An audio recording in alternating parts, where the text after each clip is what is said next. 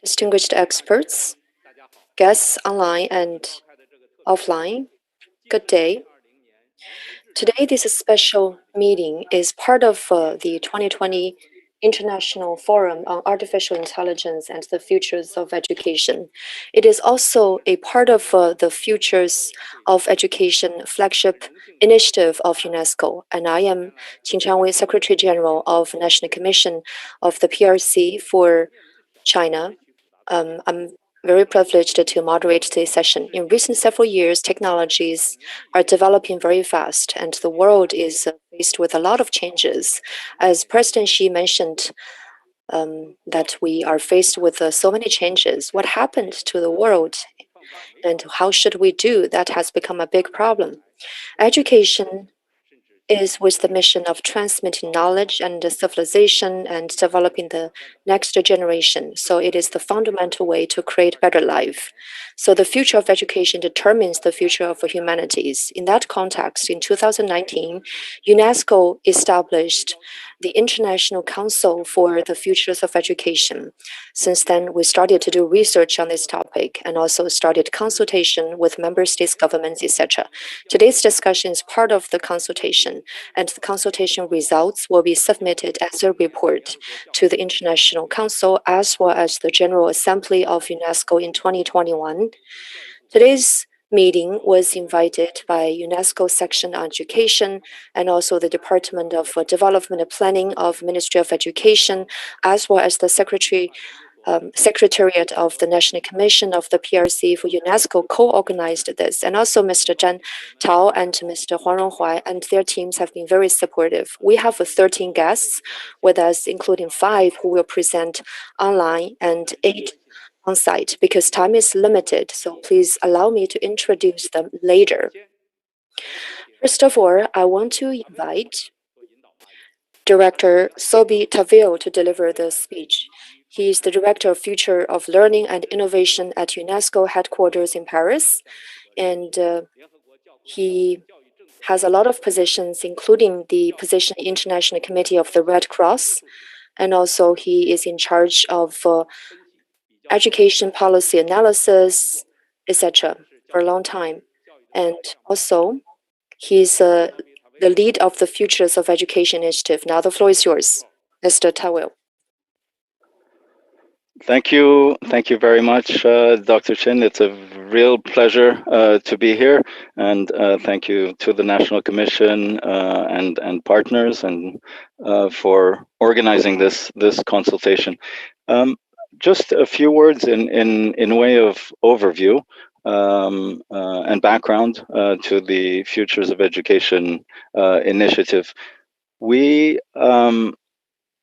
objective is really to rethink the purpose of education and the organization of learning, and to do it at this moment of societal transformation. UNESCO has a history of, as a think tank and as a global observatory, has a function to look at the bigger picture and to reflect on education and development at key historical junctures of change. Just in way of background, the first time this was done was in the very late 60s and in the early 70s. It was a time of intense change. It was a time when many of the countries in the global south had just gained independence. There were many social movements, women's liberation movements, civic rights movements around the world. It was a time also of the Cold War, with two very opposed ideological models of development. But both of those models at that time were firmly grounded in a belief in science and in progress, quite an optimistic view of the future. And at that time, UNESCO had assembled a commission that produced the report, now 50 years old, of Learning to Be, So looking at really what the purpose was of education at that time of change. The second moment was in the early 1990s, and this many people are more familiar with. And this was the commission that was established by Delors. And at that time, it was just after the end of the Cold War, quite an optimistic time also about what the possibilities were for the future. It was a time of intense or accelerated globalization. There were also issues about identities and preserving specific cultural identities in the face of a more globalized world. It was the very, very early days of the internet. And this gave rise to the report that most educators would be familiar with, the Delors report, and the famous 4 pillars of education: learning to do, learning to be, learning to know, and learning to live together. What was most perhaps influential in those 4 pillars, and somewhere the most important, was the learning to live together. This concern for how we relate to others, how we relate to an increasingly globalized society. Now, I would say in the second decade of the 21st century, we're at a different moment. We have the 2030 Agenda, which was adopted 5 years ago. That recognized a number of contradictions or paradoxes in global development. If we look at the last 20 or so years, there had been a decline in global poverty around the world, very much also because of the development in countries like China and India, and a growing middle class. So a decline in poverty, yet at the same time, there was the sense that there were increasing inequalities within all countries and across countries. A second paradox that also led to the 2030 Agenda was the idea that there was growth globally, economic growth, but this was coming at the expense of the planet, of environmental degradation, and its effects on climate change. So the 2030 Agenda placed sustainable development at the center, sustainable development based on principles of social justice, economic justice, and ecological justice. So if we compare to the 90s, a new dimension was brought in, which is not only learning to live together and learning to live with others, the social dimension and concerns with social cohesion, but also learning to live with the planet. So from a humanism that characterized the Delors report, we evolved, I think, the notion to think in terms of eco-humanism. Not only how do we relate to each other, but how do we relate to the planet. But I think it's also important to say that things have been changing very rapidly, even in the past 5 years, and since the adoption of the 2030 Agenda. For one, even issues of climate change are now much more severe than what scientists had predicted even just 5 years ago. The effects that this might have in the future in terms of flooding and the impact on communities and their well-being. The second, and that's important for our conference, is the technological developments. The 2030 Agenda did not fully capture the scale and the potential impact of technological transformation. And we heard yesterday during the conference that if artificial intelligence is not new, the developments in the very in the last few years has been tremendous. And so now, beyond a traditional conception of humanism that evolved perhaps to an eco-humanism, now we must be also thinking in terms of a digital humanism. And it is important, and I think we heard this very much yesterday during the conference, we must reframe the purpose of education. That's about what a vision of society, what kind of society we are aspiring to. It's about what are the probable futures, but what are also the possible futures. And if we are in an increasingly global and interconnected world, we also know that we have different realities, identities, cultures, and worldviews.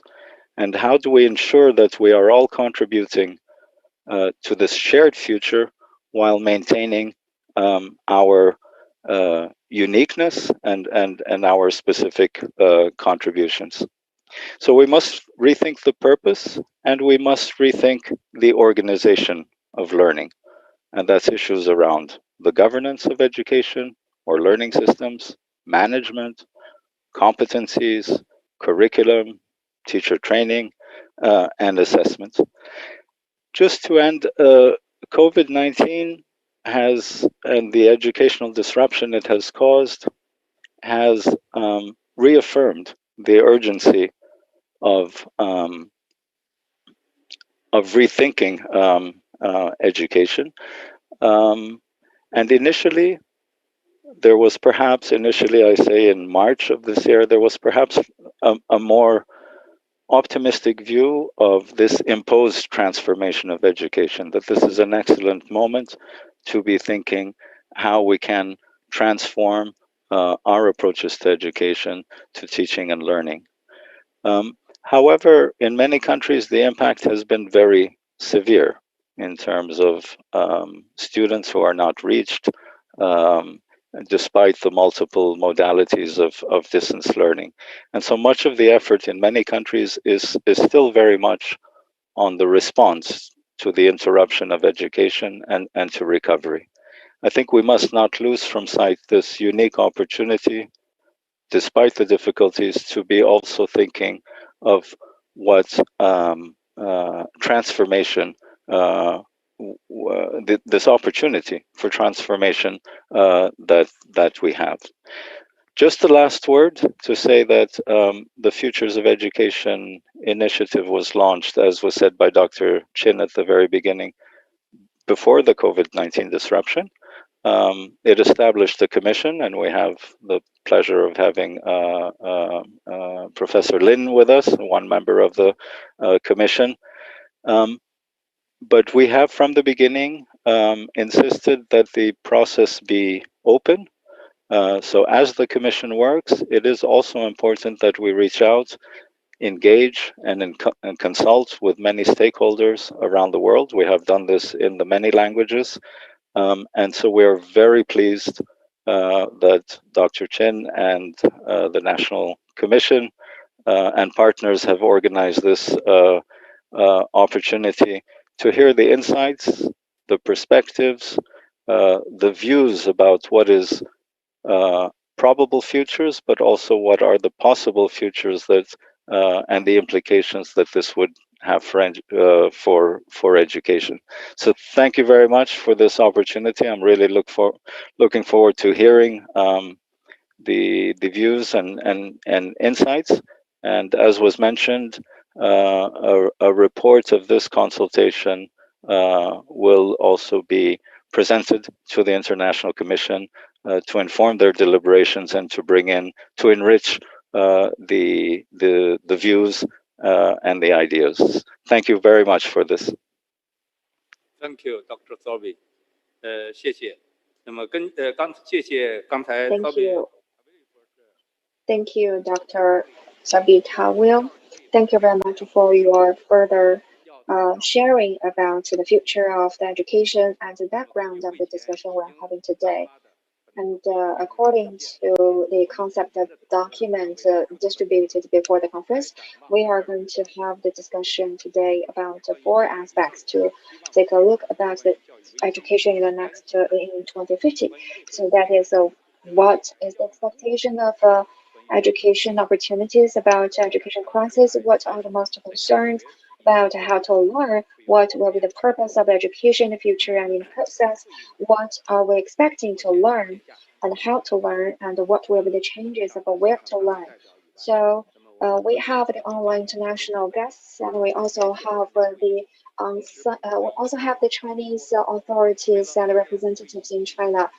The meeting is live online, and the conference will be concluded before Beijing time 4:55 p.m. And every expert have 6 minutes to share your view, and then later we're going to have the Q&A and discussion session. Now, please allow me to have the honor to invite Dr. Li Fu, who is attending the conference online. Professor Li is a very famous economist and who used to be the vice president of the World Bank and the chief economist who is also the member of the International Commission of the Future of the Education of UNESCO. He is the director of the New Structural Economic Research Institute of Peking University, the dean of the South South Cooperation Development, and the honorary dean of the National Development Research Institute. And Professor Jin said that economy is the foundation and the economic development of the future will influence the education. So we'd like to hear more about his opinion. And now we would like to hear your idea. Please, Mr. Lin, floor is yours. Thank you very much, and thank you for the guests present online and offline. I'm very glad that as the member of the International Commission of the Future of Education Initiative of UNESCO, and now I'd like to share with you some of my points to you. We know that the youngsters are the future of the nation. Only with the very strong and competent youngsters, the country will have a better future. Well, definitely the education will be the very important factor to build very strong youngsters. And for both developing and developed countries, they all have taken education as national priority and the pillar for the social economic development. At the same time, in order to promote the education development of different countries, the UNESCO was established within the umbrella of United Nations. So, for government, nation, the family, and international community have made joint efforts. The education in different countries in the past have reached very long-term progress. I would like to show you some specific data.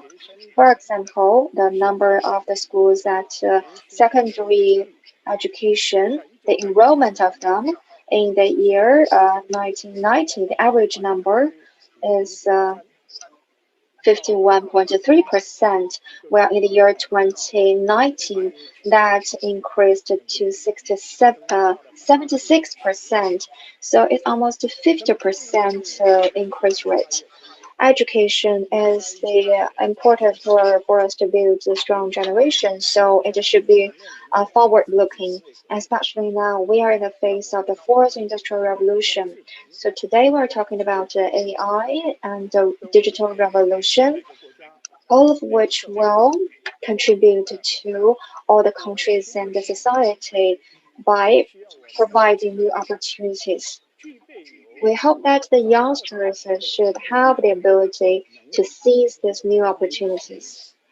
To this end, the content of education needs to be targeted and specific to these changes in the future. Of course, there are a lot of uncertainties in the future.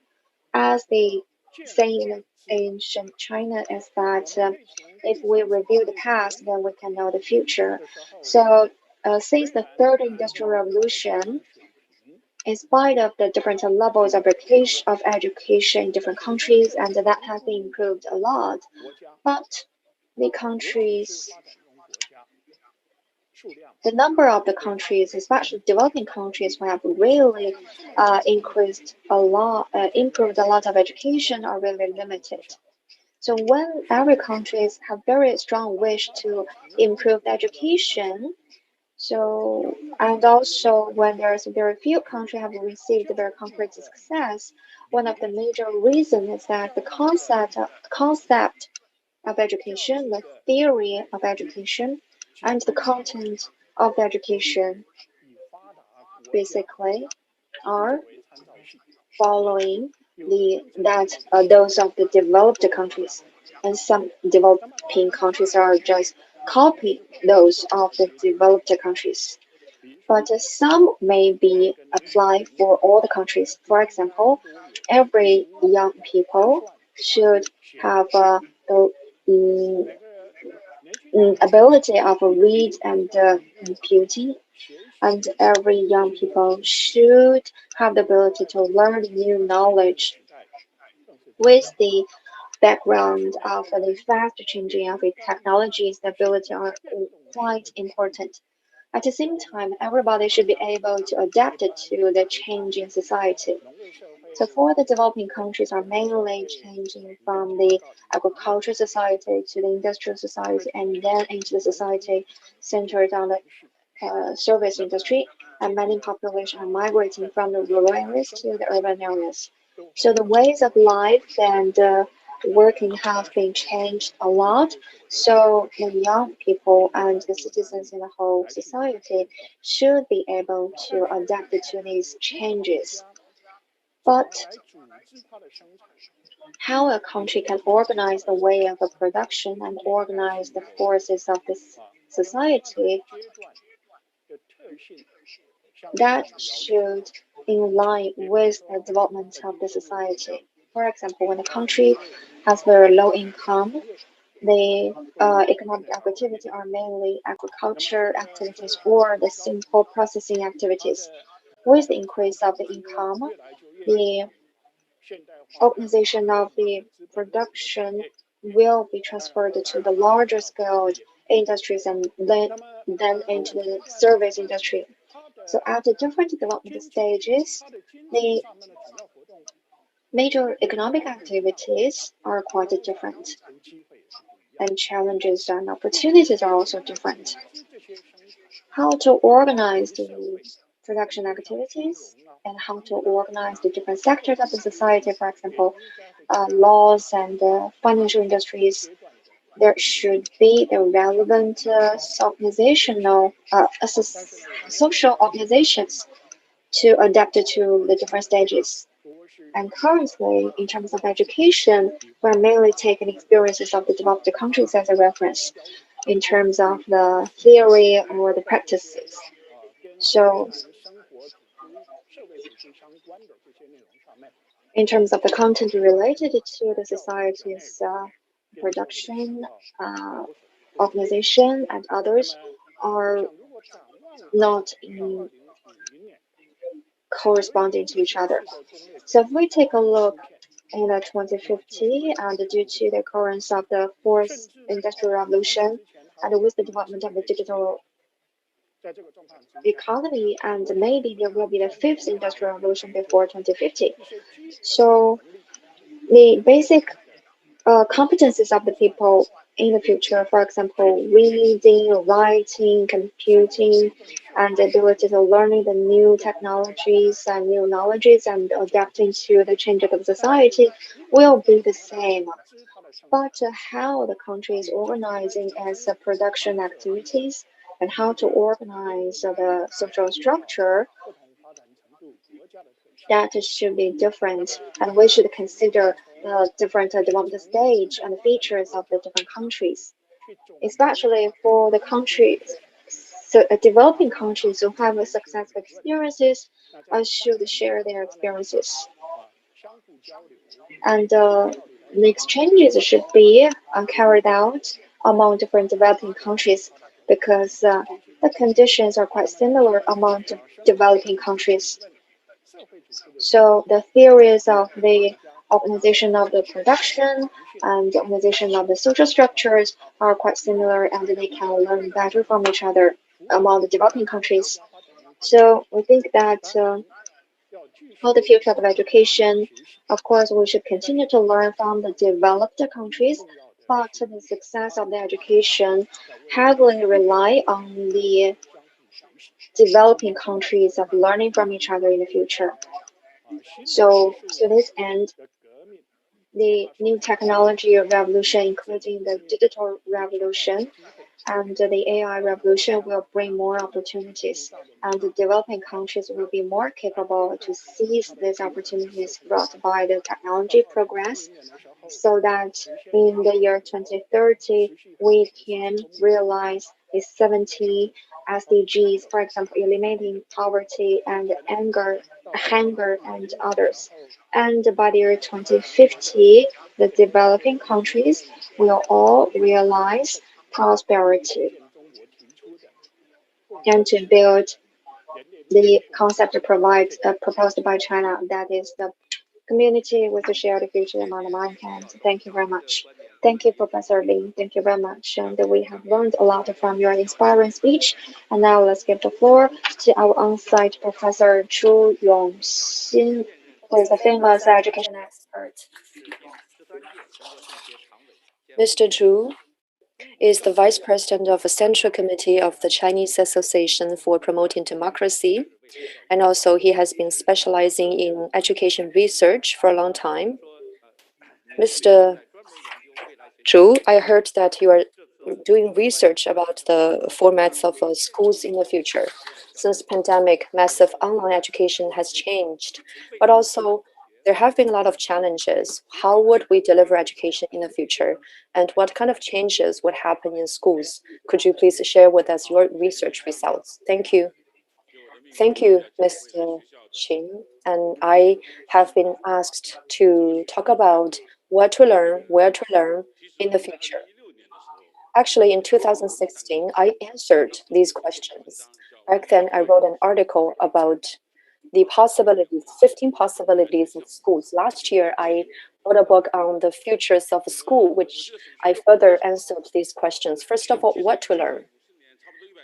About 100 years ago, Spencer asked what kind of knowledge was most valuable. I think our knowledge system was the result of that theory. Such a system, is it really valid? Because the reality back then versus reality now, was that as the context? Would students learn the same thing? I think there should be a question mark. So what to learn is a key starting point. Then what kind of knowledge, what kind of skills, what kind of literacy should we provide our kids for the future? And this is something we should do research. To my knowledge, the biggest problem with today's curriculum is that, first of all, the curriculum system hasn't changed, while at the same time there has been lots of new information, lots of new content.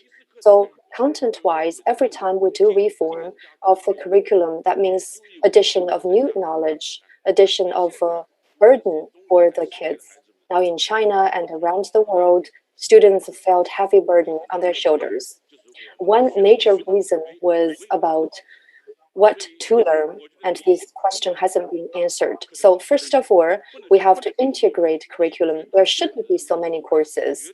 For most people, there is no necessity for us to learn so much curriculum. 5 years ago, I organized a team to do research. I proposed to integrate curriculum to have a big topics in different aspects. I think the ultimate purpose of education is to serve life. So let's explore how we can integrate these several elements together. That is a big starting point. So the essence, the length, the breadth of life should be a very important starting point for us to do reform of curriculum. And whether it is our ability to communicate with people, that is also ability, as mentioned by Mr. Tawil. So what to learn? First of all, we have to reduce the content of curriculum. Second, to reduce the difficulty. Nowadays, the contents are too difficult.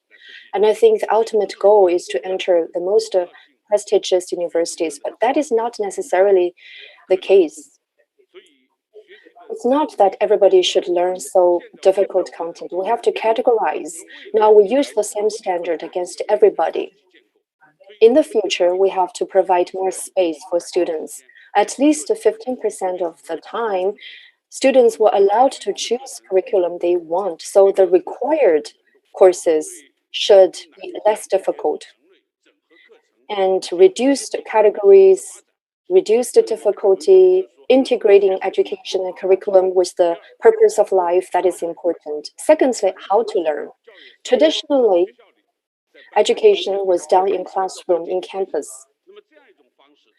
And that is a way which is not very much in line with today's reality, because today, this kind of a uniform way of learning and teaching is not suitable to everybody's individual features and characteristics. And previously, because the purpose of education was to impart knowledge, but now we could learn knowledge in a different way. So we don't need this kind of traditional educational system to deliver knowledge. Students should be involved in projects. We should have joint research, joint learning, etc. So education in the future is more about project-based, and it's about students' exploration and also joint learning. And that way, it's not just about the content of education to be changed, but also it will help improve the overall literacy and quality of the students. And I think that is more in line with today's reality. That is a very important point, which is about how to learn. Also, at the same time, traditional campus is a very rigid environment, same age, same progress, same pace, same timeline, which is not good for the future. In the future, I think we have to consider the individuality of different students. They should be able to choose when to learn, where to learn, and with whom they want to learn.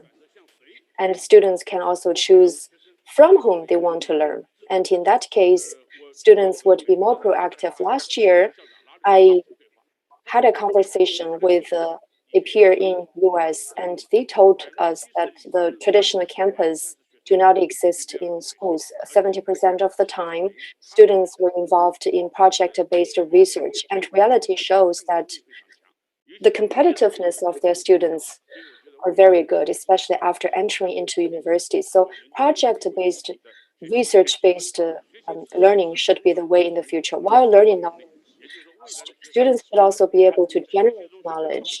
They have to learn how to create while they learn. Thirdly, where to learn. Many people know that I proposed that students can learn in school, online, at home, in communities, in library, museums, etc., galleries, etc. So different values could be possible. Traditionally, all education was delivered in campus because there was limited amount of educational resources. And back then, educational resources were very limited, but that is not the case today. So we have resources available everywhere. You don't have to go to school. You don't have to go to campus. You can fulfill learning in different venues. So why is the case everybody should go to school? I think in the future, there should be a new way of learning and teaching. Traditional educational organizations, including training organizations, will be connected in the future. They will all be so-called learning centers. For example, the New Oriental, which is an English learning institute, and the TAL is another one. And these kind of training institutions would be connected with the schools. Students could learn English with resources provided by governments, but also by these private organizations that will enrich resources. So I think there will be a new type of connected way of learning instead of only limited to campuses. So what to learn, how to learn, and where to learn, these will be changed in the future. And this change will be based on structural change in education. So it's urgent for us to understand how educational institutions should transform themselves so as to be in line with today's new reality. I think the traditional mission is done. We need new revolution for schools. Thank you. Thank you, Mr. Chu. You talked about what to learn, how to learn in the future. That's very inspirational. Next, I want to invite Professor Gong Ke. Professor Gong Ke is a scientist, but also an expert in education.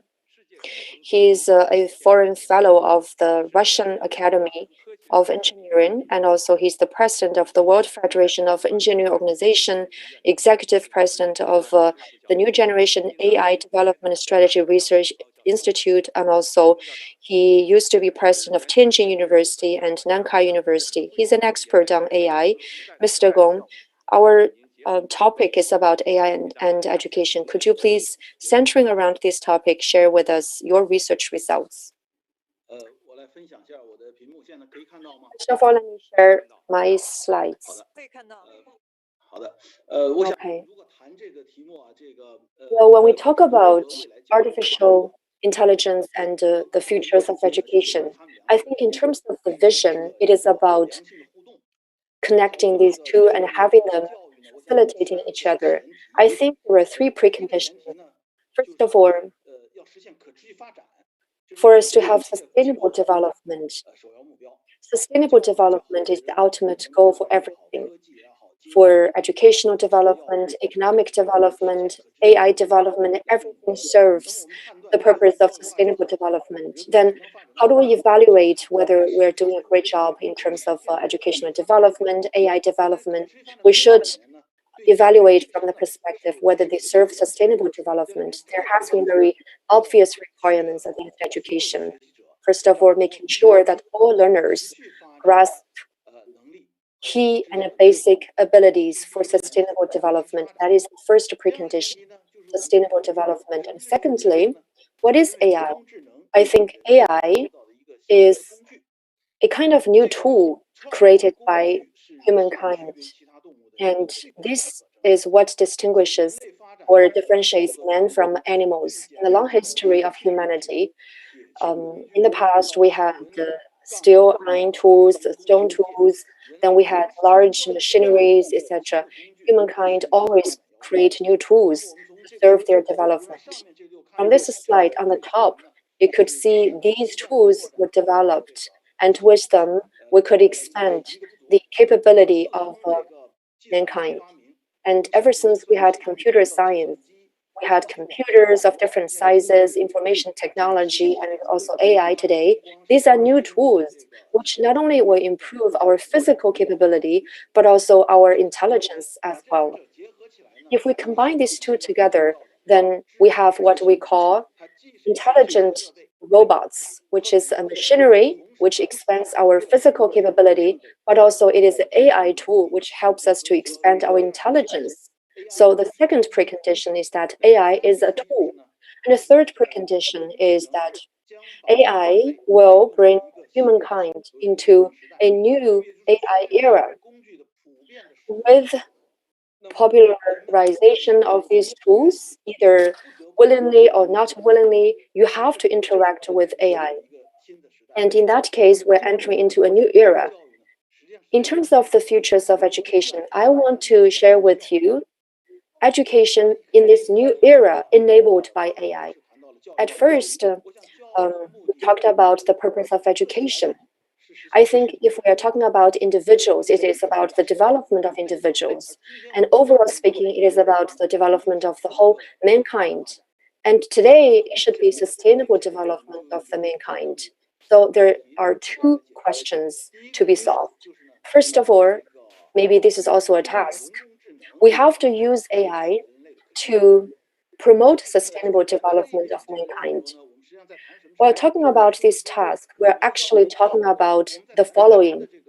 When we talk about human development, the development of human capabilities, learning is a very essential capability. So artificial intelligence should be used as a tool for us to adapt to different scenarios. What kind of background you are from, economic status, religious situation, age, gender, everybody of every background should be able to find a suitable AI-enabled tool to learn. If that is the case, learning capability would be improved. And for us to achieve this purpose, for us to make sure that AI enables our learning, three things should be done first. First of all, we have to develop AI learning tools. There should be a lot of apps for learning for people of different ages, different gender, different preferences. Now, many schools and enterprises are working on this. What do we need now? We need an international network. It's a network of collaboration where universities, research institutions, enterprises, foundations can be part of the network, where they can develop at the same time. And also in Africa, Asia, there are hubs. So in the next several years, we could utilize such a hub or a network to develop lots of apps, which will be easy to use and people will be willing to use. AI is only possible with big data and internet. So today, only half of the people have access to internet. So that means only half of people could be served by AI. And that cannot be accepted. So we have to narrow down the gap of the ICT and the digital world. So we need to build a broadband internet in the whole world, and that is the foundation for integrating AI with education, especially for developing countries. And also, we should establish the data policy to ensure the access into the data privacy and security needs to be secured. So we know that within the AI technology, there are a lot of data that relates to the privacy of individuals and secrets of the businesses, and the national security is also related. So that needs to be protected. And we have reached a consensus in the whole world already. So we need to try to build the AI study tools. And another job is that education can improve people's ability. So we need to especially strengthen the ability of the human beings to interact with AI and control AI for the good of human and environment. So that means we need to have a very high moral standards, and we need to do three things. The first is that we should build a AI literacy or AI mindset. We should set up the basic requirement for AI literacy for primary, middle school students, and tertiary education. And then the requirement for them should be different, but that should be come out based on the global consensus. In this way, we can establish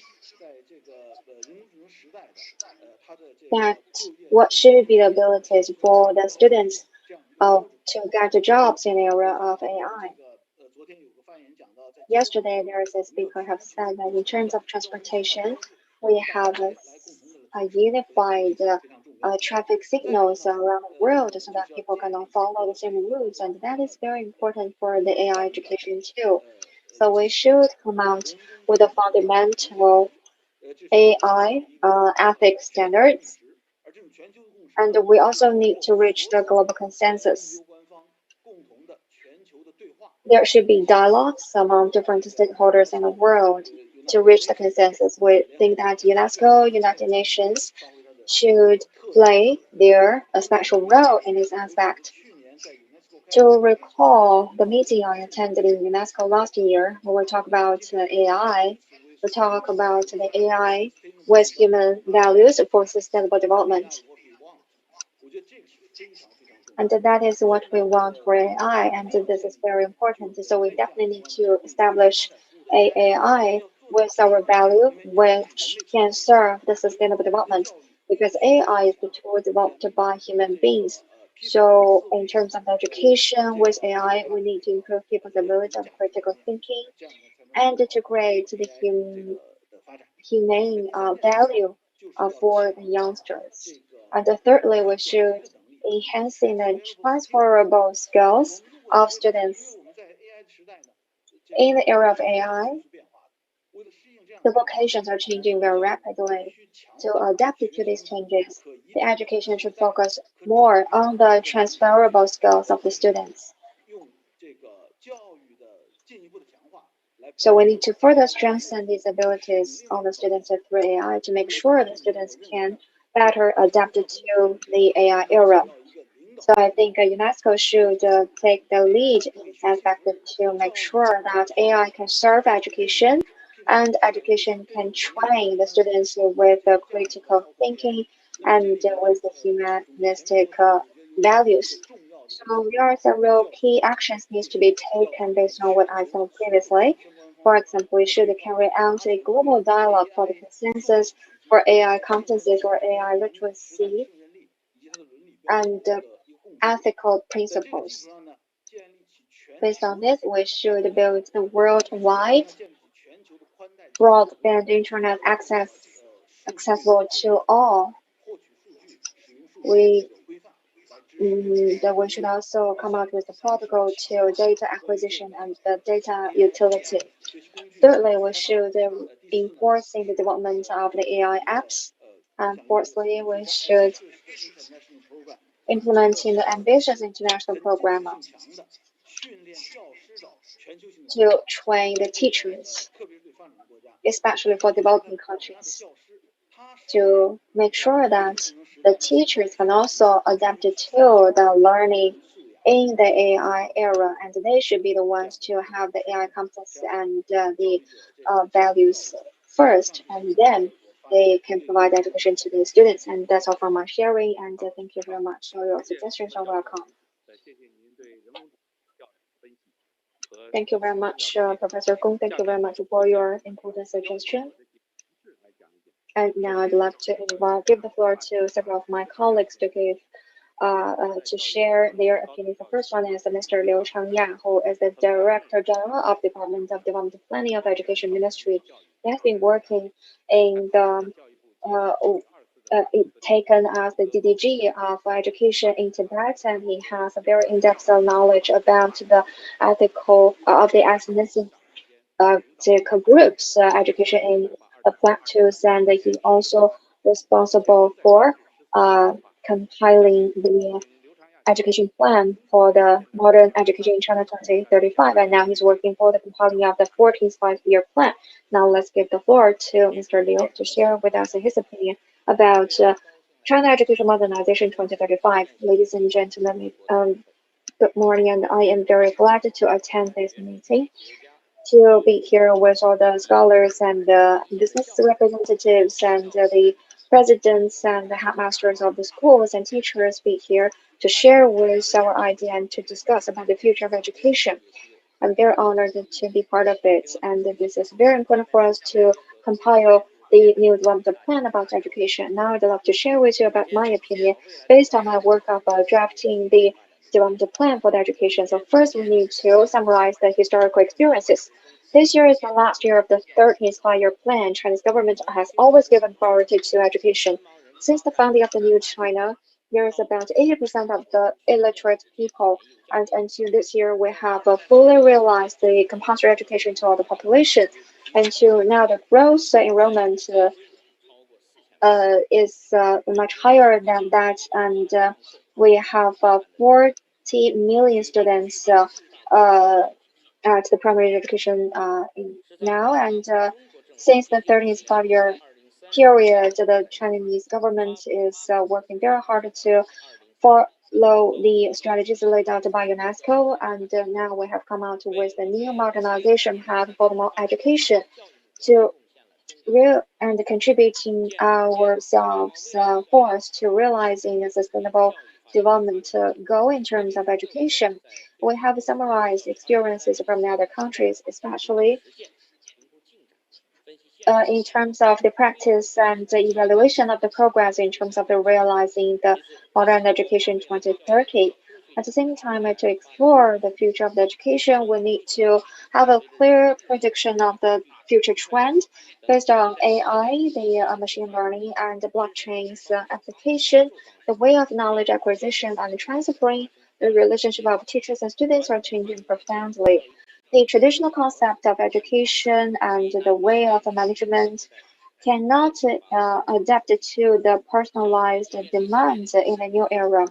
So we need to be reshaping and we need to reshape the education. With the increasing of the economic and social development level, we need to provide more knowledge and skills to the learners. At the same time, we hope that the learners can choose the content of education based on their interest and their competencies. And with the more resources, the learners can choose the contents more actively and more proactively. So we need to face with the challenges posed by the new technologies. We also need to fully tap in these new technologies. We also need to make sure what are the core competencies we need to provide for the students. Mm, and we have laid the very full deployment for the education modernization. So first, we're going to promote the learning revolution in the AI era, focus on the learners and explore the ways with the background of Internet Plus to promote the application of the new technologies in education to make sure that we can cultivate the students with the ability of practicing and adapting to the changing environment. And secondly, we will tap into the digital resources and to make sure these resources will cover the students and the schools in the remote areas and poor areas. Enrich the resources of education and improve the level of education of the public. We should explore the new way of teaching, use the new technologies of AI and cloud computing, set up the evaluation monitoring system to make sure the results can be evaluated in a very scientific way. We will also lead the online, we will set up an active list for the online education. Ladies and gentlemen, recent in this year, the COVID-19 have triggered the changes and the reforms of the education in the whole world. And we also have felt that we are the community with a shared destiny, and we will fully absorb the successful experiences from other countries and also consider our own conditions to make sure that the foreign experiences can be integrated with our own condition. We will accelerate the reform of education, promote modernization of education in China, to make sure that we can also make our own contribution to the modernization of the education in the whole world and to build the mankind uh, with the shared future. Thank you very much. And now I'd like to give the floor to the Director General of the Department of the Teachers of the Ministry of Education, Dr. Chen Youqun, who was the professor of East China Normal University and also the president, vice president of the university and the vice mayor of Shanghai. He has been working in the study of the education technologies, the study science, STEM education, and curriculum and pedagogy and the teachers teaching. He is the teacher expert of this aspect, and he is also making progress of the AI assisting the teachers. And I think no matter how the time will be changed, as long as the machines will not replace the human beings, the teachers will always make their very special roles. And we love to hear from Mr. Liu. Thank, uh, thank you for Ren, and thank you very much, ladies and gentlemen. I'm very glad to attend this meeting, and I think that this is a very important task for the people in the education field and the science and technology field. This is of a special meaning. In the year 2018, the Education Ministry have set up the pilot program of AI assisting the teachers in Ningxia Autonomous Region. Based on the AI assisting teaching, the reform of the teachers teaching, and the innovation of pedagogy, and alleviate poverty through education. We are exploring how the AI technology can assist the development of the teachers and explore the new ways of integration of technology and education. Ningxia is in a central part of the western North China. There is a problem such as the structural shortage of teachers and the unbalanced development of teachers and the lack of quality education resources. After the pilot programs based on the education platform, we provided the unified curriculum, the schedule of the day, the progress of the teaching, and evaluation system. We set up the three-tiered connectivity model and come out with the classes that the town center schools will work together with the village schools, and the county's school will work together with the township schools, and the city's schools will work together with the county levels. So that we can make sure that the better resources of teachers will be transferred to the town and the villages, so that when the schools with smaller scales at remote areas can also have the lessons of PE and musical and arts, which were previously not carried out very well due to their poor economic conditions.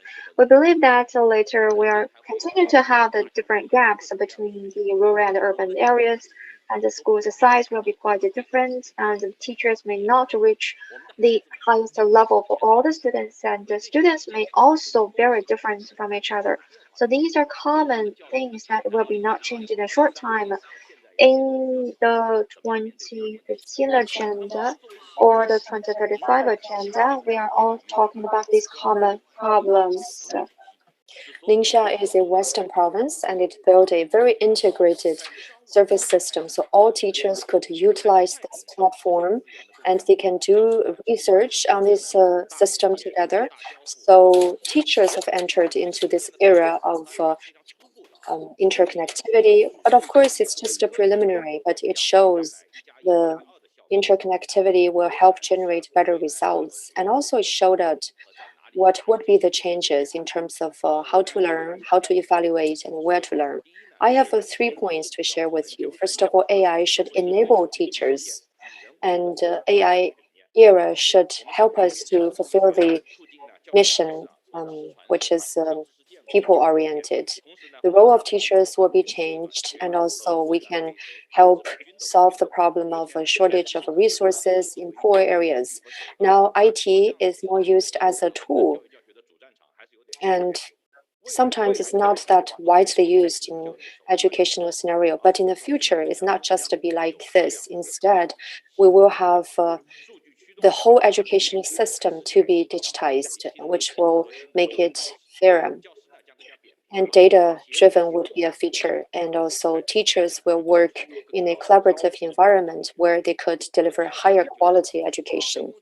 Secondly, AI should enable the whole school. In information era, the whole school system, the way schools are organized should be changed. We have to improve the service of schools so there will be a learning environment where students and learners are the center.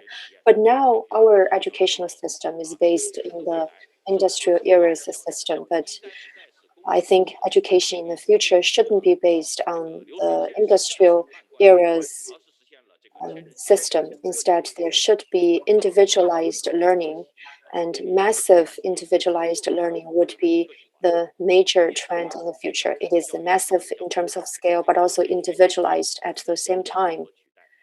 And also, there will be lifelong learning system. I think schools will never disappear in the future, but through AI, schools in the future will provide the most suitable education for everybody, despite their gender, health situation, socioeconomic status, and also geographical situation. Everybody could have access to the best education.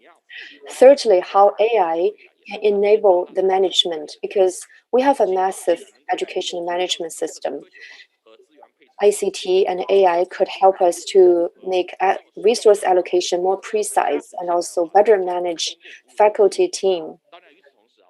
Of course, at the same time, we should be very cautious, as mentioned by many previous speakers, about potential ethics problem and also privacy data problem, etc. AI will further blur the boundary between physical and a virtual world, and with that, there will be a series of legal, security, and ethics problems. We have to pay close attention to potential security challenges by AI and also be clearer about standards, etc. We should also provide more guidance in terms of ethics and also be cautionary in terms of taking measures. The humankind is entering into AI era very fast. We will join hands with UNESCO so that we can jointly build a platform so that we can altogether build a more inclusive and fairer platform so as to contribute to the mankind of a shared future for the whole mankind. Thank you very much. Next, I want to invite Mr. Chen, who is the director of National Center for Schooling Development Program, and he used to be the Deputy Director General of the Department of Legal Affairs of the Ministry of Education. He was in charge of the 12th and 13th five-year plan for education. And in recent several years, he led his team in doing research about the futures of education. Now the floor is yours, Mr. Chen. Ladies and gentlemen, good afternoon. I think, led by UNESCO, here we are talking about the futures of education. It's very meaningful. We can say that we are at a very important historical moment. We are experiencing transition from industrial era to digital era. Accordingly, our education is also in the process of transitioning as well. So while we study futures school and also education, it is about the change of the whole form of education. Looking forward into the future, I think there is one conclusion which can be shared. In all industries today, given challenges by AI, what do you think is the sector most challenged? I think it's education. So it is very necessary for us to do this research. There are diversified challenges. Today, I want to emphasize on three. First, futures education is about coexisting with AI. There are different meanings about coexistence. You live in harmony with each other, you facilitate and enable each other, you evolve together. Now we are in the weak AI era. The first stage of weak AI era, if we look at today's AI technologies, they're not capable enough to have profound impact on education. But one day, if they reach a new threshold, it would be possible that there will be transformations. And that's from the perspective of technological development. That would be the second stage of a weak AI era. To me, there would be transformative changes on education in terms of forms, in terms of technologies, mostly in three aspects. First of all, big data-driven education. Nowadays, we're already entering into this stage. For example, TAL, Zoyebang, which is another private company, they are utilizing big data sufficiently to support smart teaching decisions.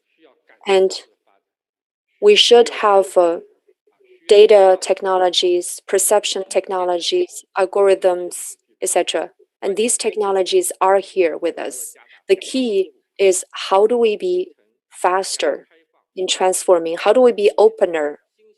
How do we have a new educational platform which is opener and more integrated? Second is innovation-based knowledge intelligence.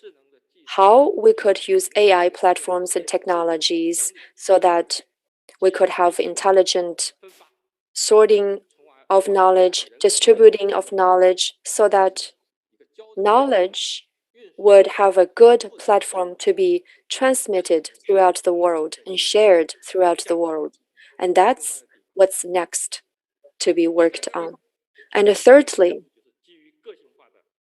individualized learning intelligence through a open network-based AI system, we can support every learner's individualized development. So right now, in these three aspects, we're moving forward. As long as we have breakthroughs in these three areas, then I believe AI would profoundly transform education. And if that is the case, we would enter into an era where we would coexist with AI. In that era, I used a metaphor before. Quoting Lao Tzu, a Chinese ancient philosopher, I think it's about enabling, facilitating, multiplying effects. That is the essence of the role of AI. So the challenges to education, to society, to human civilization would be very huge. The second big challenge is the blurry of boundary between physical and virtual world. So education would gradually not be limited only to physical or virtual world. Instead, there will be an integrated world where we can learn, where we could have a higher level of interaction. So now online, offline integration, what we are seeing right now is just a starting point on the pathway to the future further integration. And the third big challenge is that technological revolution and the social transformation would be faster. Mr. Zhu already mentioned many points about this. The learning process, innovation, creation process would be integrated. So creation would be a key point, which means the purpose of learning, way of learning, etc., would be changed dramatically. There would be a lot of challenges, but these three are the core challenges because they change the way we teach, we learn in terms of spatial and temporal dimension. Today, every assumption about learning and teaching is based on industrial era's concept of education delivered in the physical world. But how do we solve the problems? We need a systematic solution. I have four recommendations. First of all, we have to promote the establishment of a more flexible platform where learning, schools, etc. could utilize. Two works should be done. First of all, we need UNESCO and educational ministries, etc., to provide clear guidance. And secondly, policy-wise, there should be more support for innovation and creation. These two should be combined so that we can help build a more flexible, agile platform for learning and for schools and also for the whole supply chain. And secondly, we have to adapt to the differences in terms of how we innovate in education. In the past, it was based on theories and practical experiences, but innovation education in the future would be also based on technologies. If we do not grasp knowledge or technologies rather, if we do not do research on technologies, if we do not combine this with our research and education, then there wouldn't be a direction for us. So we need, for example, to build AI education research center or institute, an organization like this to support the transformation in the future. That is a great requirement. And thirdly, we have to achieve the purpose of digital inclusiveness. Undoubtedly, this is the challenge because of 5G, because of AI, because of broadband differences, so regional differences and also continental differences would be big. So digital inclusiveness should be core in our strategy. And fourthly, we should build a kind of a cultural consensus in the digital era when there are more and more differences, faster changes, a lot of uncertainties. For kids, for students in the future, their mental development is definitely to become a profound topic for the whole society. We have to build our society where people feel happy. It's not just about innovation. It's not just about technological improvement. It is also about balancing. That's why in the digital era, we have to explore what kind of cultural consensus we should build so that there will be new educational concepts. And in that case, more people will have access to equitable development. For all these problems to be solved, we need governments, scholars, enterprises to join hands so that we can face the future. The challenges are huge, but if we solve these problems, we could also embrace way brighter future. Thank you very much. Thank you, Mr. Chen. Next, I want to invite Mr. Liu Yuhui from Beijing Municipal Education Commission. Beijing is the capital of China, and also education in Beijing is very advanced. With his leadership, education in Beijing is making great progress.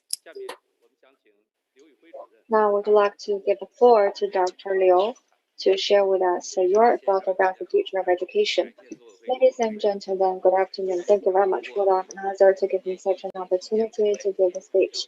I would like to share with you about the practices we had of online education during the COVID-19 this time, to share with you what is our expectation for the future of education. So this year we know that the COVID-19 has caused great challenges to the whole world and the crisis to us. In the first half of this year, Beijing is taking the initiative to set up the whole coverage of the online education platform and providing the largest scale of the online education for the university students and primary students and middle school students with for 2.4 million. We have provided online study equipment for free for the company with poor economic conditions to make sure every student can enjoy the lessons. So that has online teaching has helped us to overcome the difficulties brought by COVID-19, and we have further realized the potential for the online study. And now we need to think about how to better develop the future development of education. Especially now, the world situation is becoming more complex and more unstable and uncertain factors. So now, in this special historical period, we have to make sure that we should make full use of the artificial intelligence, 5G, big data, Internet of Things, blockchain, etc., to explore the new model of future education. I have several thoughts. The first one, we need to adapt and integrate the new resources in line with the future development of the talents. We should, based on the technology, to explore the scenario and the settings of the teaching to make sure that the education will not be just provided within schools.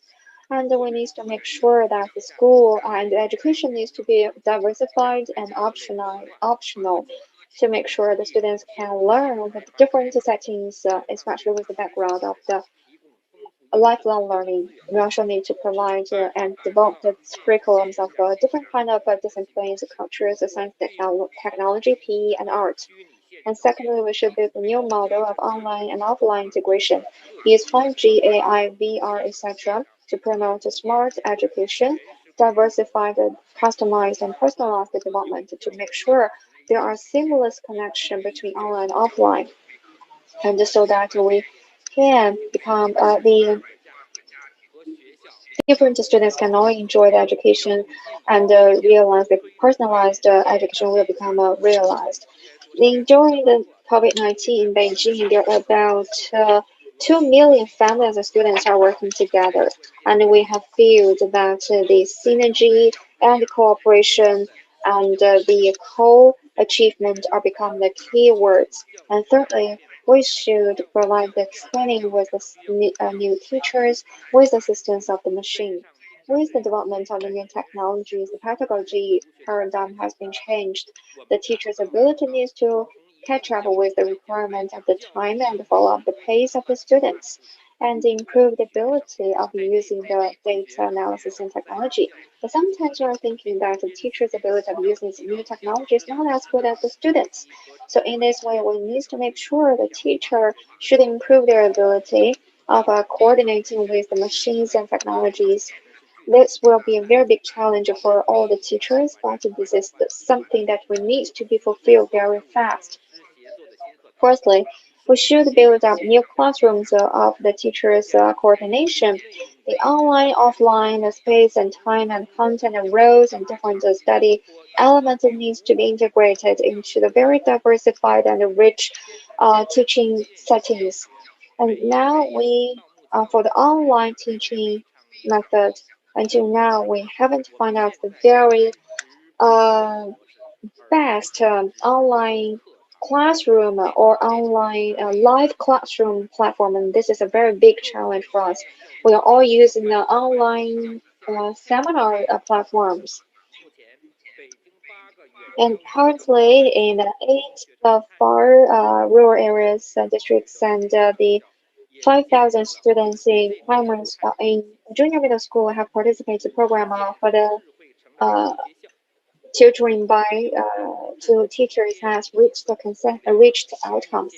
Especially we're building the new schools. We are using AI, the modernized computing, Internet of Things, VR, mixed reality, etc. We are building the future schools, which are integrating online, offline, or virtual and physical study, the smart growth and lifelong study. But now it's very hard to actually portray the future school, but that cannot stop us from exploration. And currently, number 11 school in Beijing and middle school 101 has made a very positive exploration in this aspect, and we are looking forward to the outcomes. And six is to come out with a new chapter for the future education to promote the AI and education in the integration and trigger the reform of the teaching model to come out with a new industry of urban education, develop the new service and education provide provision model under the condition of Internet Plus to realize that we can have the high quality and balanced education being provided to the students. What is the future education? I think with the assistance of AI, the future education should be one that people can realize lifelong learning. It should be equally provided to all the people, and it should be flexible and open and accessible anytime. It should be in line with everyone's demand and to make sure that everyone can develop with the technologies, but it's not fully online or not fully offline. In the future schools, digital technology are everywhere, and the teaching model will be changed profoundly. The teachers and students will know each other better, they will be closer, and the students can have a better achievements, and the teachers and students can build their common community that they can learning together. And we believe that this will be the future, and by our efforts, we will lead the future. Thank you very much. Thank you, Mr. Liu. Due to time constraint, we have very tight schedule for the follow-up speakers. So we'd like to invite all the speakers to be precise, and I'd like to give the floor to Dr. Liu Qingfeng to share with us his opinion from the perspective of the enterprises, who is the board of chair of the board of the iFly Tech, and who is also part-time professor of the China University of Science and Technology. iFly Tech is the leading company in AI, and we are doing very well in terms of the knowledge recognition and machine transformation. So he will look forward to the technology development, and we would like to hear Mr. Liu. Distinguished guests, ladies and gentlemen, thank you very much that would like to share with you guys our opinion about the future development of AI. So in terms of the AI development, we've seen a very rapid growth, especially in the last 3 years. I'd like to show you several examples. So in terms of comparison between human beings and the machine, the outcome of the machine translation has been taken examination of CET6. So in the translation of the translation, they've already got very high grade, higher than more than 90% of the students. And the same for the NMEC examination, the result of our machine is more than 96.3%. Recently, our minister have set up the platform in Qingdao. In the year 2019, there's about 9 million people taking examination of Mandarin, and the the machine is doing very well, and in terms of the yields, they're also doing better than the human beings. So in the future, more and more posts will be the machine will be better than the human beings. So previously, they may only replace the routine jobs, but sometimes now we can know that some professional jobs they replace the human beings will be replaced by the machines. So this is a prediction about the replacement by the AI. So about 50% of the jobs will be replaced by AI, and the figure in China is 76%. Of course, the replacement of the teachers is very low. Just like Einstein having said, the essence of education is that what you still remember after you forget all the things you learned from textbooks.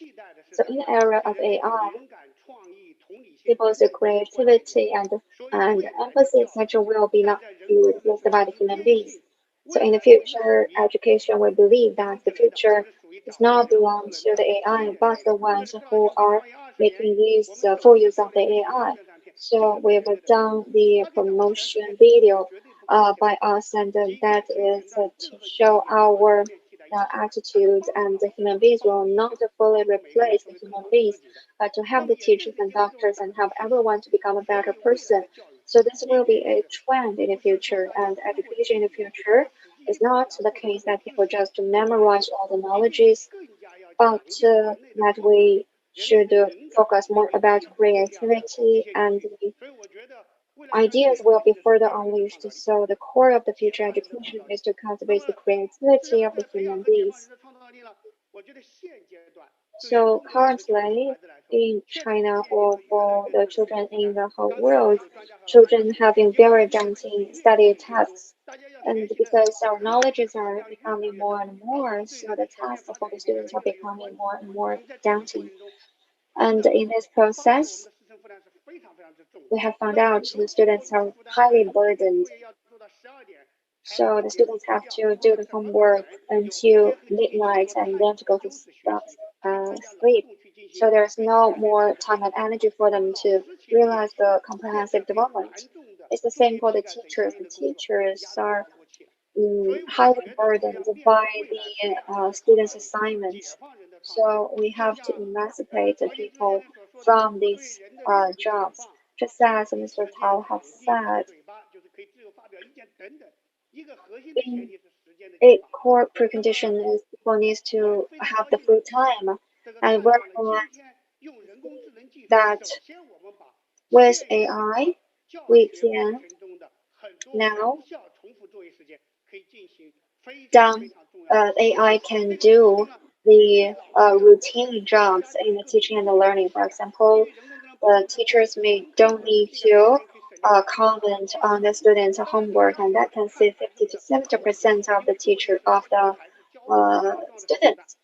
Of course, the school homework or assignment is the important interaction between the teachers and students. So only part of the job will be replaced by the AI. And we have done a study that 60% of the homeschools are the repeated ineffective ones. So maybe they've done homework every day, but still they have a lot of interest of doing the further studies when they go to the universities, and sometimes their confidence are highly compromised. So we need to provide the personalized studies. Maybe the teachers have the idea, but they really have no energy to do the personalized teaching for the students. By doing the accurate study and analysis of the students' performance, we can provide very personalized homeschools for individual students. This can also reduce the jobs of the teachers so that they can pay more attention to the growing of the students and pay more attention to the study of the education. We have also found out that now there's about 1,000 students schools are doing the pilot programs, and we have found out that we can use AI to provide the personalized teaching, not just to reduce the exercises for the simple knowledge points, and to reduce 32% of the time for the homeschools and increase 50% of the extracurricular activity time, and 20% of the anxiety has been reduced, and the interest of study has been increased to 13%.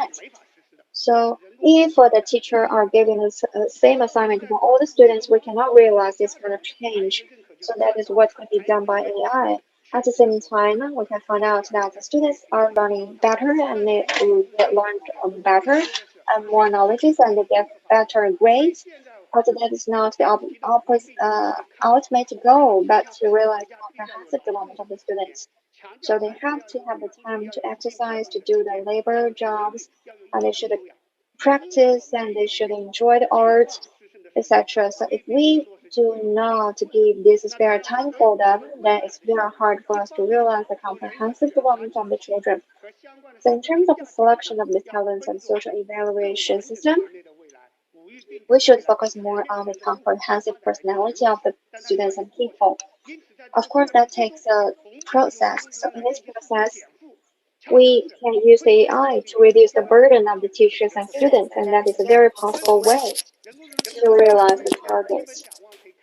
So, in terms of the future, first of all, through AI, we can truly realize the target where we can have a customized education. So explorations on the side of the students could be combined with the classroom education because we could understand how's the effect of teaching and also if students could do some kind of homework by themselves, then maybe teachers do not need to teach the next day.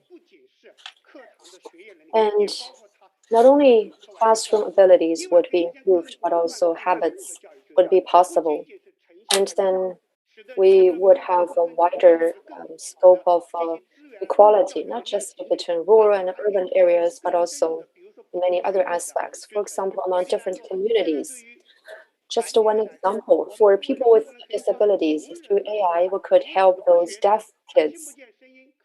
They cannot hear, but they can see, so we can help them. And for the blind kids, we could use voice technologies to help them. And we've been working with the Ministry of Education in using AI in the western part to help kids, young people to move out. They live in mountainous areas. They do not speak standard Mandarin. They do not have the confidence.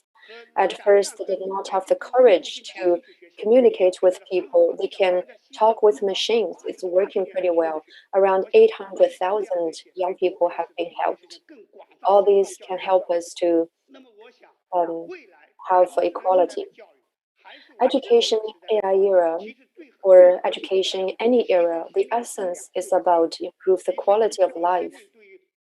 And I think it is about feeling happy, more capable of surviving, while also contributing to the society. Now, kids can go to the best universities without feeling happy. They have a great grades, but they're not enthusiastic about learning. So, with AI, we hope that in the future, for every teacher, they could have an AI assistant, and for every kid, they could have an AI companion. Thank you very much. Thank you, Mr. Liu. Next, I want to invite several experts from schools to share with us their insights. First of all, Professor Yang Zongkai, who is president of Xidian University. He's joining us online. Xidian University is a very important university.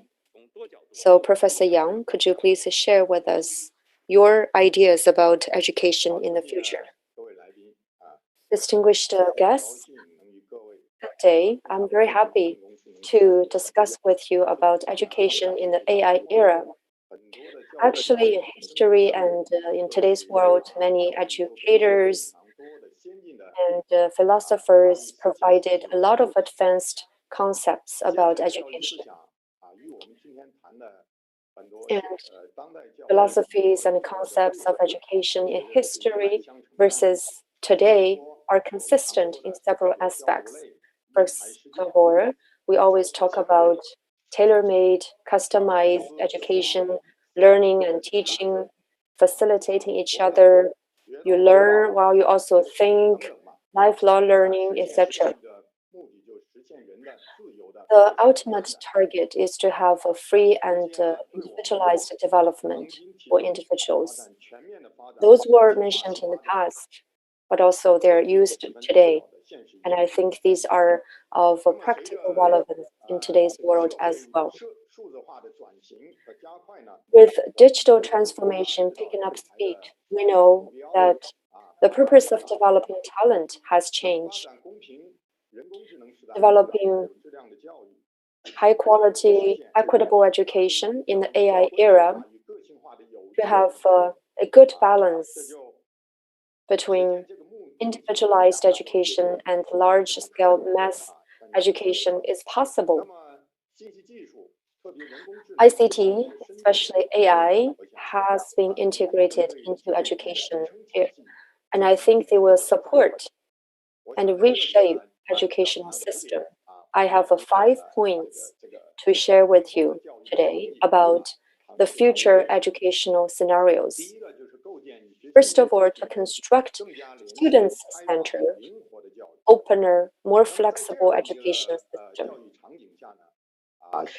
In such educational scenario, students can define their own time, pace, content of learning, as mentioned by many previous speakers. So we can change the supply side of education. And it would be truly possible for us to have individual-based education. Now, everybody is interconnected. In such an environment, stay at home, homeschool would be a new normal. Maybe in the future, every year, student could go to maybe at least 2 cities of the world. This is a mobile learning, especially more outdoor learning time would be possible. And these are important in terms of developing overall capabilities of students. And individual-based curriculum would be possible where teachers and parents and the students will co-define their curriculum. Most important thing is about developing 6C: collaboration, communication, critical thinking, creation, and computing thinking, and cross-disciplinary learning. So that's the first point. Secondly, definitely in the future, there will be a very dynamic AI and VR-enabled teaching and learning in the future. So virtual and the physical world will be integrated in the future. Such teaching scenario would be possible. It's immersive. You know, we have a left half and a right half of the brain. We could utilize the logic of the left brain and the imagination of the right brain so as to improve the effect of teaching and learning. And third, data-driven, precise education, which has been mentioned a lot. Through BT plus AI, by combining these two, we could understand more the behaviors and also mental features of the students, so we can perceive the learning effect and also maybe customize educational services. In terms of evaluation, the direction would be different. We use AI and big data to evaluate the whole process of learning. It's vertical and it's very comprehensive, including physical education, aesthetics, literacy, etc. And thirdly, there will be more sustainable education. Every student will have a lifelong educational archive and account. And for learners, we will have big data enabled analysis of their learning. So degree-based education and non-degree-based education would be combined. Education and industry would be combined. Learning results would be able to be commercialized. That is about sustainable education. And then man-machine interaction. Human intelligence ultimately will make machines smarter. So how do we combine these two to make human beings smarter as well? In this regard, every student will have their AI companion. Every teacher will have AI assistant. That will be the educational scenario in the future. And the ID and the role of teachers will change. There probably would be new positions in education. Now we have only teacher as one role. Teacher is for teaching. But in the future, we probably would have online courses designers, data literacy analyzers, etc. There will be a lot of new roles and positions.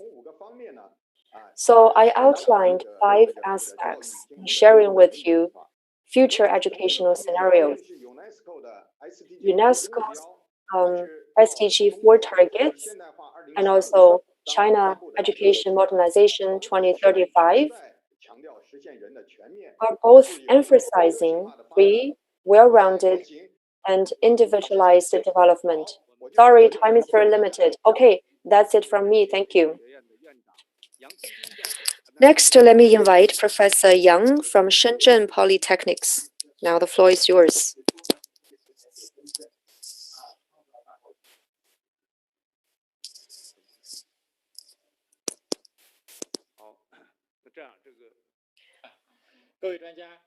Dear experts, ladies and gentlemen, it's my great privilege to be part of this meeting. Based on my work, I want to share with you my thoughts, but time is very limited, so I'm going to just not to expand too much. First of all, the challenges brought by AI. The development of AI has brought 6 challenges to higher education. First of all, positions have been changed.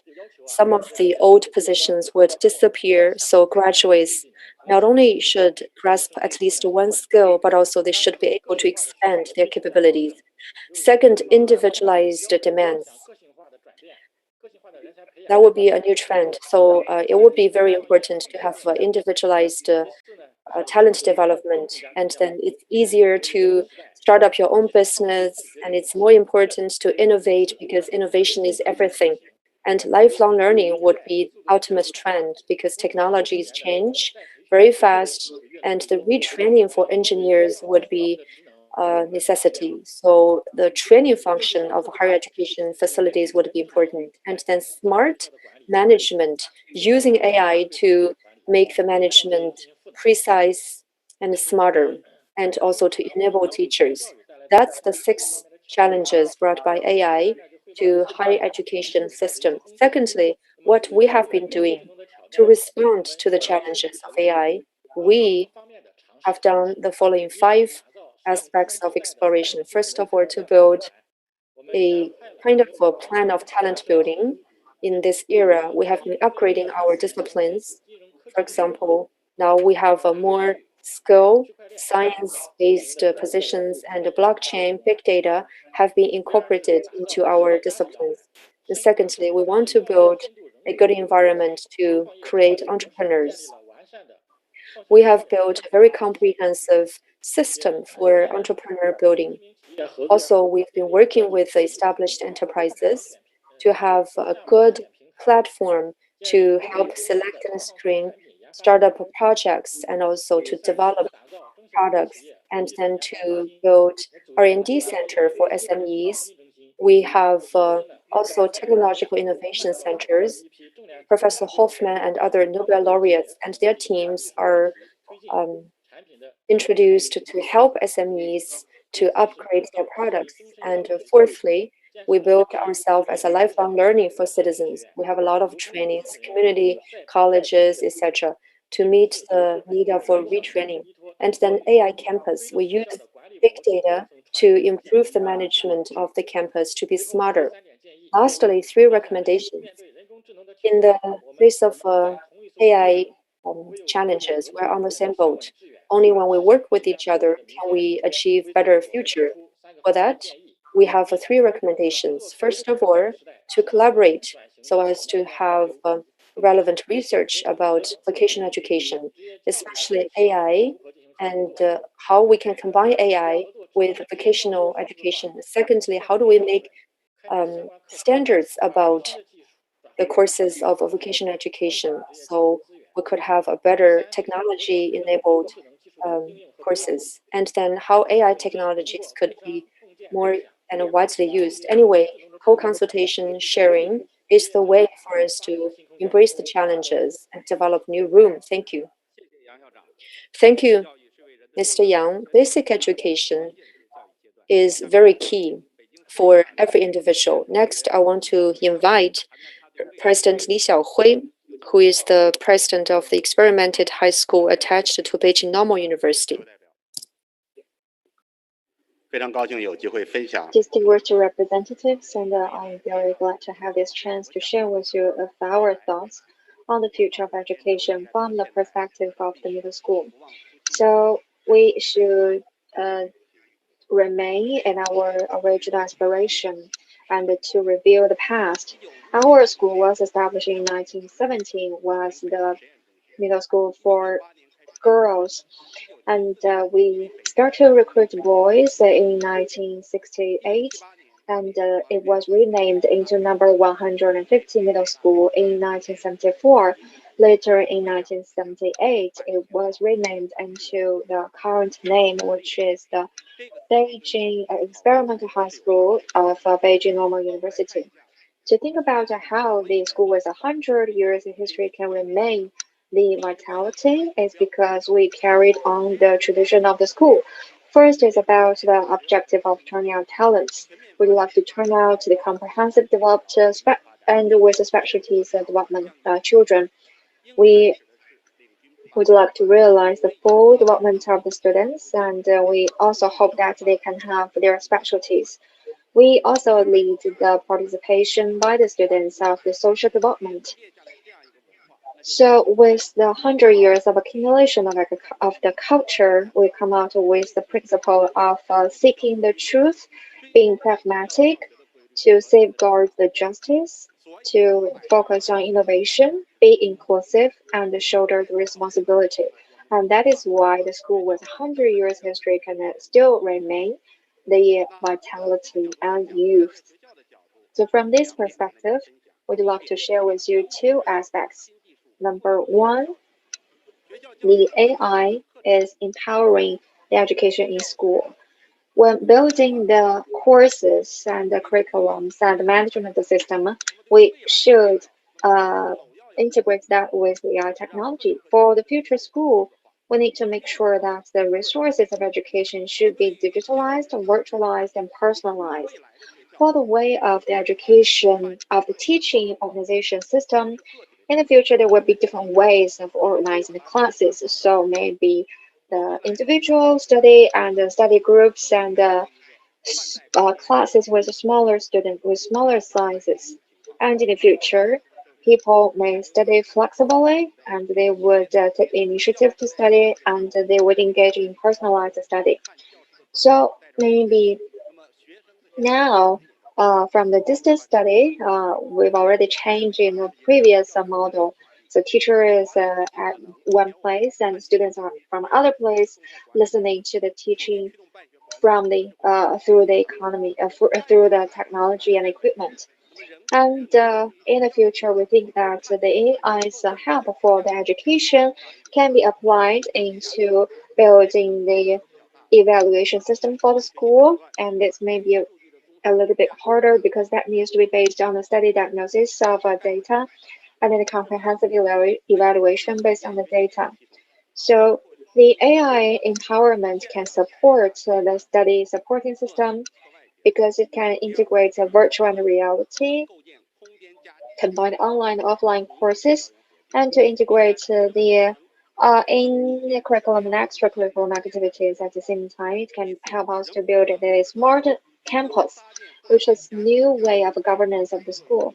We can also build the open cooperation and sharing platform of internet plus education to realize the empowerment of the outside and to radiate its demonstration effect. We should also explore that how AI and brain science can empower the way of study.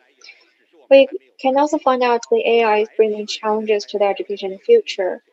The future is there, it's just we are not clear about it. So we need to know what if there's no requirement for the literacy in for the students by the future society. So we need to come out what is the core competence of the students. I think innovation will be the way forward. And that is my sharing. Thank you very much.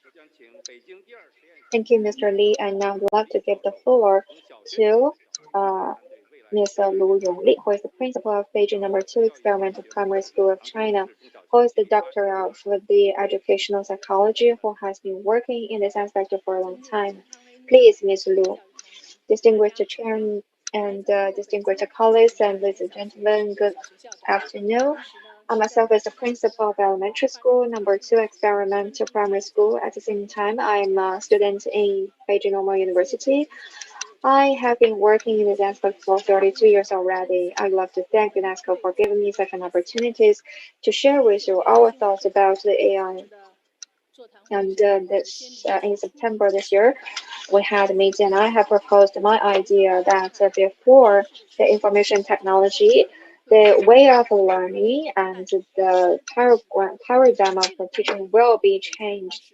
And that is highly in line with the idea proposed by Beijing Consensus that the teachers will not be replaced and cannot be replaced by machine. And today I would like to share with you 2 points. The first one is that the AI will replace the previous curriculum, which are teaching the teachers teaching knowledges. This part will be replaced by the AI, and the teachers will be focused more on teaching the creativity and to nurture the soul of the human being of the students. We need to know that the core objective of education is people, and the core is about the moral standards of those people. So in Chinese, there are some sayings, and that has been further reaffirmed the importance of the moral standards of the human beings. And of course, we have learned some examples of the integration or the assistance provided by AI. I think that as long as we focus on the virtual goods, then as the teacher, we will not be replaced. At the same time, from the developmental rules of the human beings, all of us are adults here. And for all the adults, maybe you forgot how you grew up when you were young. I was in a I am in a elementary school. I was seeing the pupils every day, and I have found out when the students see the difficulties in study, two-thirds of them because they have experienced the social uh, difficulties and they are not popular. But if we want to ask the students who are very popular, and if we ask them why they want to come to school, and 90% of the answer is that I like our teachers, or I like to be with our be with our classmates. And now we see that all the adults are using cell phones. But when we ask them, that they would say that they would like to go together with the partners to somewhere, but still playing their own cell phones. So the social needs and the needs to be popular, no matter in the AI era or the other era, are very important, and that is the first and the only way out. So based on these understandings, we think that in the future, AI will break the obstacles of the current school. And in terms of the study and the schools, there will be a lot of possibilities. For example, in the future, traditional schools, the family schools and community schools will exist. At the same time, there will be the other case, that is the chain schools or school chains will coexist. And secondly, in the future, we know that in the era of AI, the teacher will not be replaced and the partners will not be replaced, but the teachers will be replaced by the other people, for example, parents or the other adult family members, or the examples are role models in the community, or the other or the masters in the workshop. So at that time, people will be learned together, and people with different ages will be learned together, and that will be a normal. So in that case, when we are seeing the AI era, we have the evidence to believe that the family and the schools will be and the community will become the most stable occasions to influence the students. So the family education, community education are very important. And sometimes we are thinking that religions someday may play very important, indispensable roles for the development of human beings. And thirdly, in China, the tests or the traditional education is something that we will continue, and the AI can help us to further. We can think about that whether AI can help us to transform from the training of the existing knowledge and capabilities to the turning out of the values and attitudes of the people. For example, we can teach how the students can respect life, and how the students can how or AI can help us to stop the polarization or to extreme development of the education, to realize the balanced development of the education. And then lastly, I'd like to summarize that in the future there will be a lot of possibilities about education. And now the biggest challenge is that with the big uh, development of technology of AI as human beings, how can we build connection? And what is the fundamental uh, attributes of human beings? There are three kind of people: ordinary people, people who using AI, and people create AI. So as educators, we should make sure that all the people can realize the sustainable development in the future. Thank you very much. And finally, I'd like to invite the last speaker, Li Zhisheng, PhD student of Faculty of Education from Beijing Normal University. I'm sorry that due to time constraints, I cannot give you 6 minutes, and please be short. Thank you. Distinguished guests, ladies and gentlemen, and the dear guests from online and offline, thank you very much. And first, I'd like to thank the organizer to give me such a chance to be here as a student representative to learn from experts and to uh, have the prospect of the education. And this year is quite chaotic in the world. And when we experiencing most severe COVID-19, many of the students were being derived from the chance of study, especially the students in the poor and remote areas, because there's no internet access and no equipment and facilities. They cannot return to school. So faced with these challenges, we should come out with a new protocol and to focus on the rights of all the people to enjoy the education, to make sure that all the students in the era of uncertainties can enjoy the education chance opportunities equally and fairly. So, then we know that in Beijing Normal University, would like to share with you some of my thoughts in the programs designed by the Beijing Normal University. First, in terms of the future, when there's a very big challenges, we need to rethink the position of education and study, and to redesign the future education system. That including the designing the future learning environment, the teaching model, teaching resources, and designing the educational system for the future environment. At the same time, the process of learning should be redesigned again. In terms of the perspective of the student, we should study with the perspective of a design. In terms of the product design, we come out. Sorry to interrupt, since we still have other procedures, so only 2 minutes for you. Sorry, only 1 minute. So we should focus on the students, and we should help the students to solve the real problems, and that is in line with the study. And finally, from the perspective of the students, we hope that we can have a long-term perspective and a global perspective to think about the global future. For example, pay attention to the SDGs of the United Nations and China Education Modernization 2030 and other national and the international strategies of education, broaden our horizon. And this year, the global education competencies pay more attention.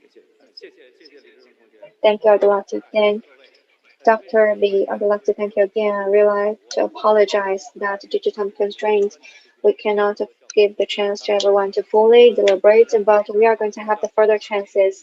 And now we are going to enter into the next stage, which is the parallel session. So for those who attend the parallel session 1, for the AI education and the African parallel 3, please to the Jinshi Hotel. You can take the shuttle bus to go to the other venue. And for the panel 2, you can stay here in the same venue. Thank you.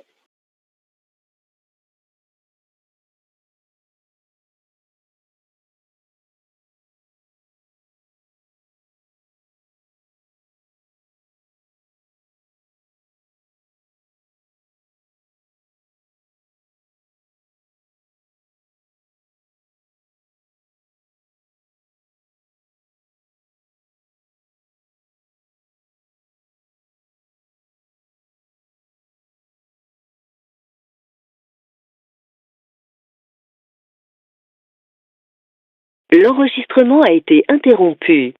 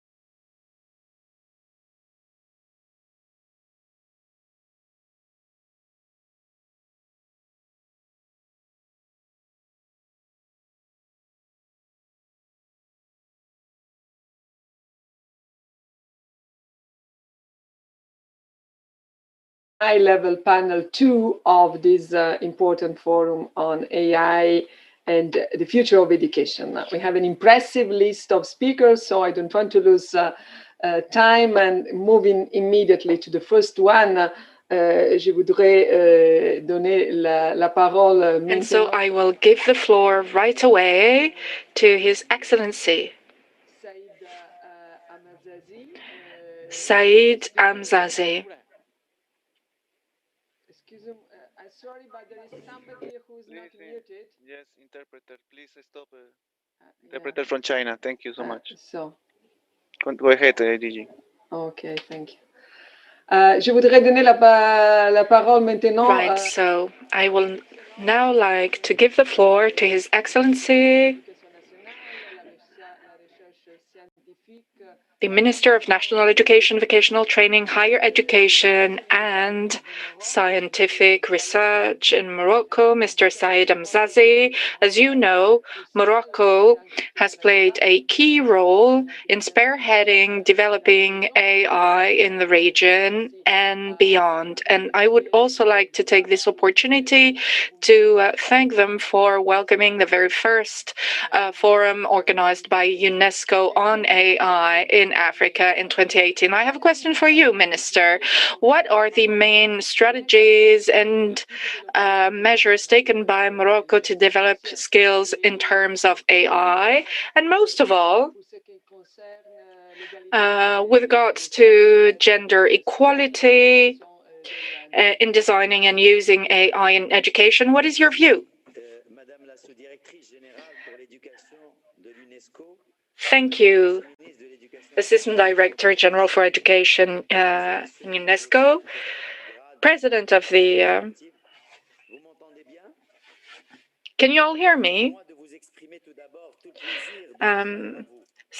Secretary General Mr. Qin Chengwei for the National Commission of China for Education, thank you for welcoming me here, and thank you to UNESCO and to China for jointly organizing this impressive event. An impressive event due to its very topic, first of all, because it is here to raise our awareness with regards to the up-and-coming worldwide revolution that AI will bring about. And also, thank you to all the experts for sharing their expertise and knowledge on this key topic indeed. Ladies and gentlemen, I will not make a recap over the width and breadth of issues which AI broaches upon. What I will do is I will remind you of all the fields that are now infused with AI. In fact, some people go as far as saying that AI is the new electricity with regards to its power. Whether it be medicine, education, transport, everything is infused with AI today. However, today I would rather like to highlight the fact, and this is something that we must keep in mind at all times, well, that is the fact that there cannot be any artificial intelligence without our human intelligence. In fact, AI is a form of human intelligence coupled with artificial intelligence. And human intelligence is something that can be prepared within school, thanks to education. And in fact, education's role is also to prepare our children in tomorrow's world, which will be dominated by AI. And right now, AI talents are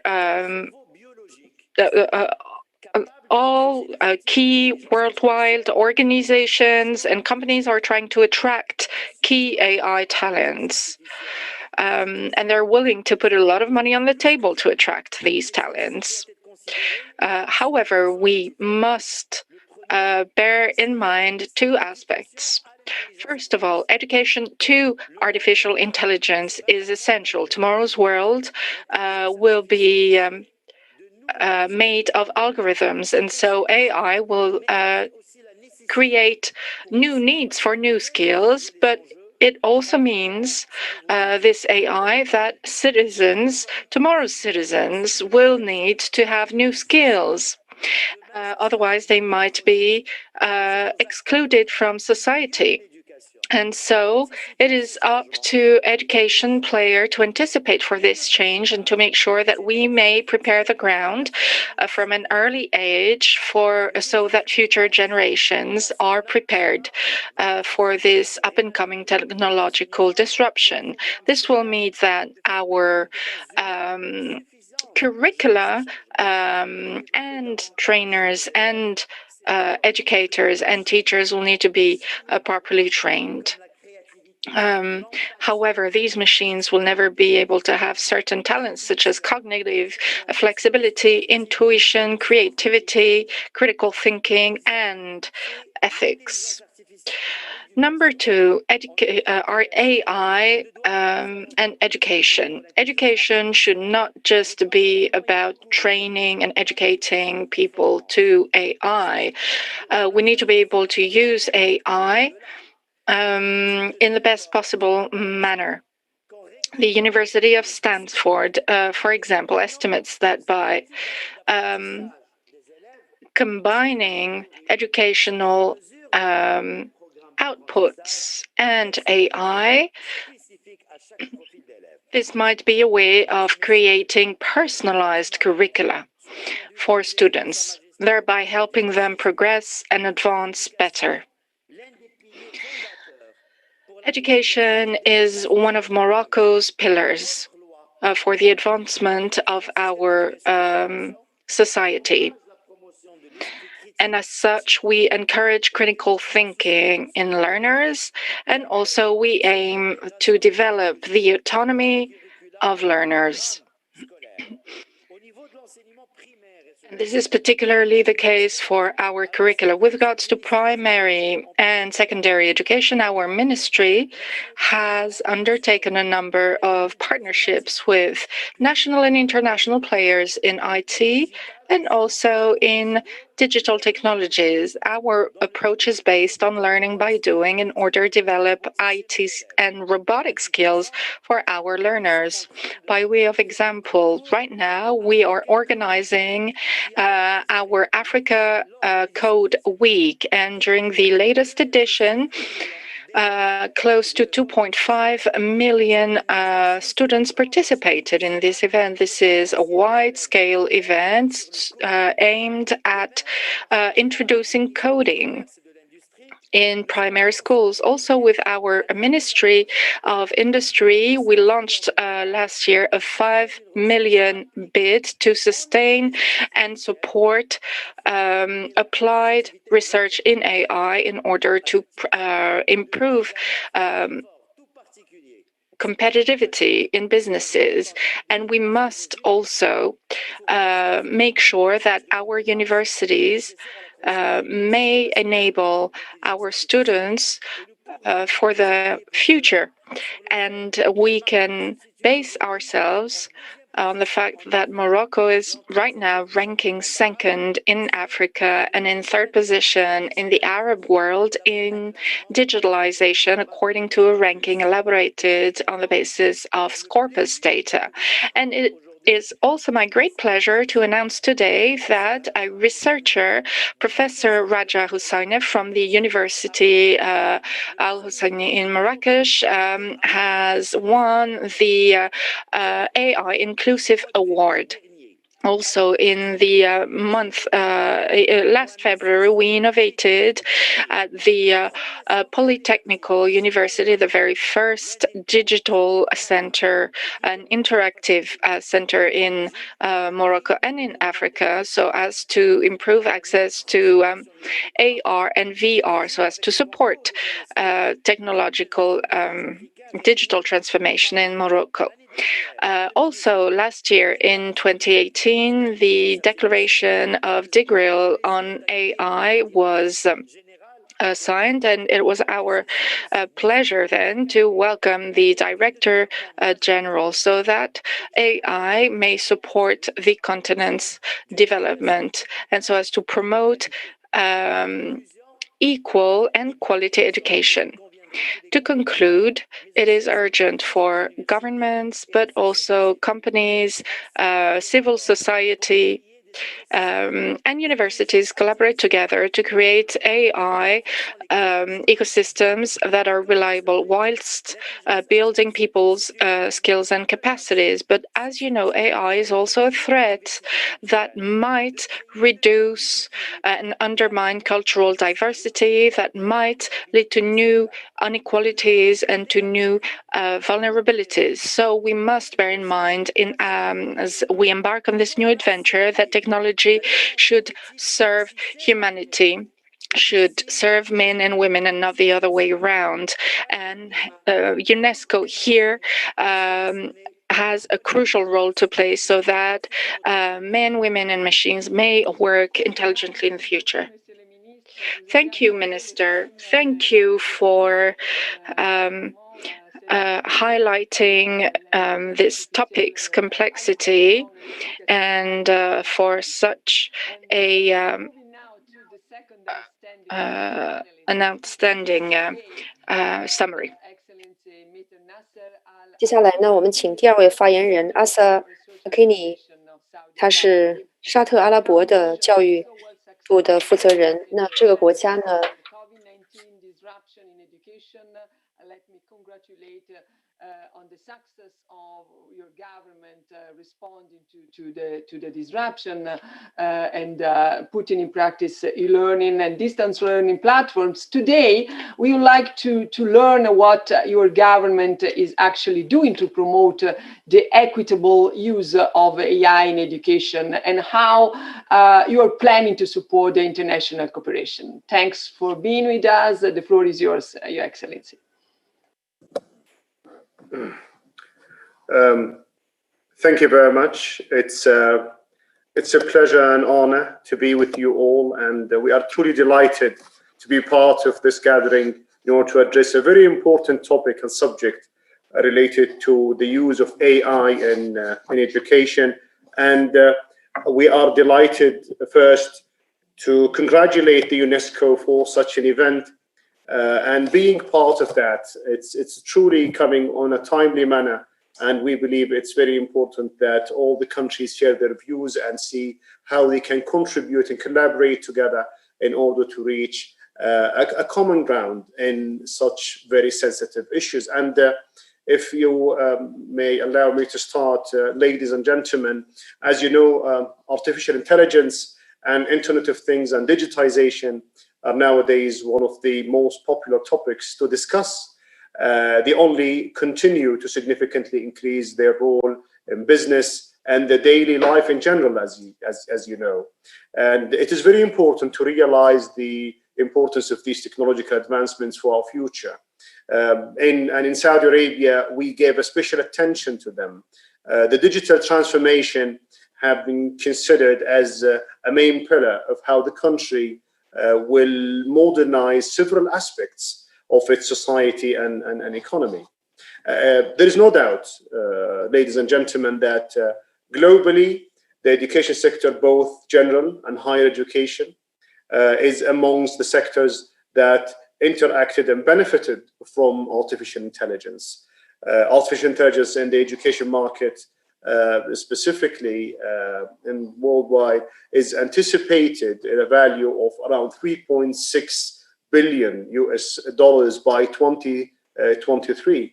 And specifically at the CAGR, which is the cumulative annual growth rate of 47% during the forecasted period of 2018 until 2023. The AI, the Internet of Things, and digitization, those are, as you know, common names, and they are always being discussed and brought together, have started affecting several aspects of the education sector, all the way from voice assistants that permit the students to converse with educational materials without the inclusion of the educator, to automated creation of content where AI can intercede to utilize automatic text summarization to make crisp substances, in other words. In our country, specifically in Saudi Arabia, we started preparing ourselves to upgrade our educational system to maximize the smart use of the digital platforms and the artificial intelligence. And we have carried out an assessment that indicated that 4.0 and artificial intelligence will first transfer the model of how education is delivered and how students are learning. And the second thing is the knowledge and skills that our education and organization need to deliver to the students. This is also going into the transformation. With regard to the model, Saudi Arabia in several education organizations have started adopting and introducing virtual learning environments. And it became very substantiated these days with the COVID-19 pandemic. Personalized and adaptive learning and group, peer and collaborative learning, all of these modalities are being looked at very seriously and being implemented now and tested heavily in the university and also in Saudi Arabia. With few years from now, we expect this to be the norm within Saudi Arabian educational system. About the knowledge and skills, on the other hand, with no doubt, the changes that are affecting the global scene of education has largely affected the Saudi education system. And we are part of the world, well connected, and we believe this is something that is coming. Now, we have several universities have started quickly introducing degrees, courses, models, and changing their curricula to provide students with literacy on Industry 4.0 and artificial intelligence in general. This includes both innovation and entrepreneurship, knowledge and skills. At the innovation level, our students are taught how to understand, use, and manage technically the AI and Industry 4.0 technologies, their applications, and how they can be used to increase production, improve, and control quality. This, on the entrepreneurship level, they are educated now, the entrepreneurs, about how to utilize big data information for understanding the market conditions, the customers' habits, and how to save costs through data. Additionally, many universities that we have in Saudi Arabia started to offer specialized degrees, both even masters and bachelors in Industry 4.0. At large, we deem that Industry 4.0, AI, machine learning, footprints on the higher education will include almost every single aspect of what we do. It will accelerate their research productivity and collaboration, and will enhance research excellence in multiple dimensions. This includes the ability to address through research grant challenges. The effect will touch how the institution is managed as well, how the campus looks like of different universities, and how the universities interact with their surrounding communities, and also the knowledge services that they provide for skilling, reskilling, and upskilling of the current and the future workforce. And there is also another aspect that you mentioned in your question related to AI, and that I would like to shed some light, if you may allow me, which is the role of AI for women and youth empowerment. As Saudi Arabia have witnessed transformations now and significant advancement in the direction of women empowerment during the past few years, and we believe that across the world, there are an increasing realization that AI contributes to shaping gender relations. It creates both new challenges and opportunities, of course, for women. Fortunately, there is a growing awareness that policymaking can have a major role in ensuring that new AI-powered technologies for work, rather than against, they will work towards women's empowerment and gender equality. Now, ladies and gentlemen, considering that it's not clear yet how the AI and machine learning will affect the role of women in education, there is a need to first assessing how the effects happen across economic, political, and social dimensions for women and youth's lives. This should be the basis for making sure that policy guidelines that will be implemented globally with the education industry will first protect women in education from discriminatory algorithms, for example, and embrace openness and transparency for AI. Two, eliminate or minimize any collateral effects of the globalization strategies on the future of work and advancement opportunities for women. It is a tremendous topic. We were trying to shed some light on some of the current activities that we are doing in the Saudi education system that is going through a transformation. And this transformation is supported heavily by the social transformation that we are going through in a country that has always tried to change and make sure that we are always up to the expectation of our youth and trying to empower them as much as we can. I conclude by thanking you, Your Excellencies, esteemed participants, and specifically the organizers of such an event. It was an honor and pleasure to be part of this, and we continue to collaborate and wish for further collaboration with our colleagues. Thank you, Your Excellency. Thank you very much, Your Excellency, for this comprehensive presentation of strategies that the Kingdom of Saudi Arabia put in practice, let me say, like this digital transformation, including AI policies at the very core of the national agenda, and not forgetting that you had the presidency of the G20 this year, and there was a very much important focus on this dimension you described as well. So thank you very much. And I'm happy to move now to the third outstanding panelist, His Excellency the Undersecretary in the Ministry of Education and Higher Education of Qatar, Dr. Ibrahim bin Sahel Al Naimi.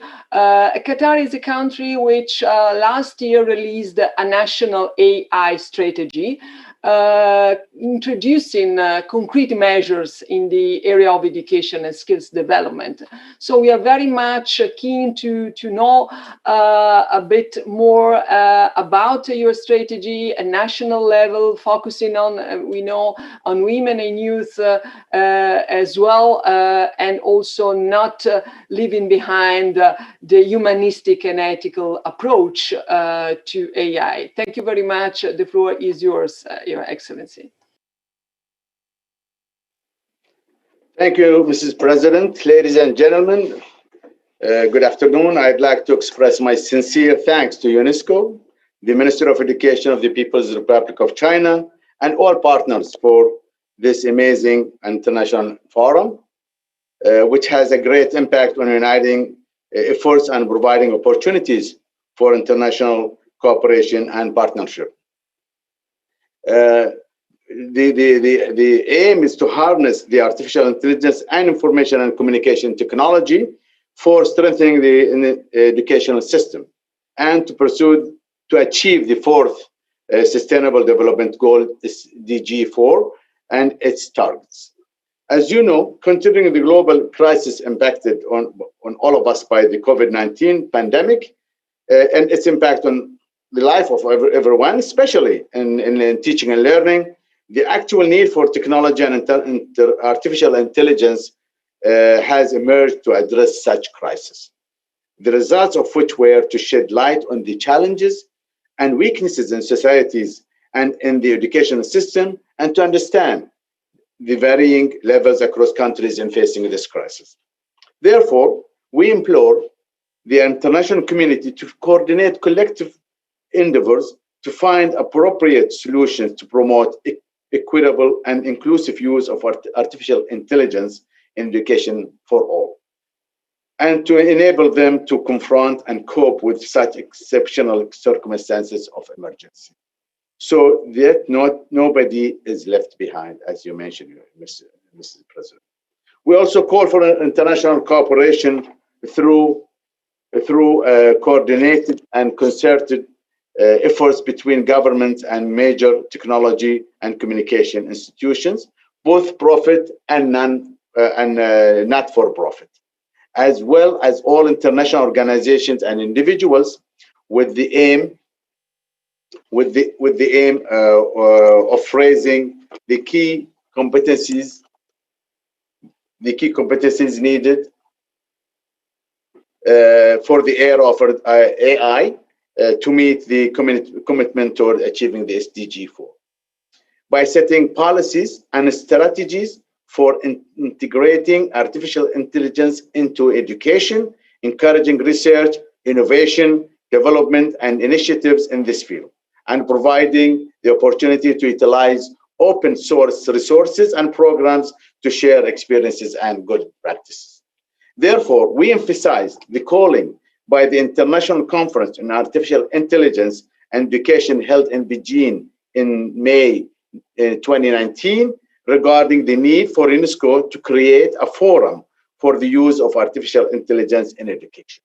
Ladies and gentlemen, the state of Qatar has promoted the importance of scientific research, adapting and supporting successful ideas, innovative and all initiatives, and giving opportunities to women and youth as well, and all talented students by spreading the culture of innovation to face and overcome challenges.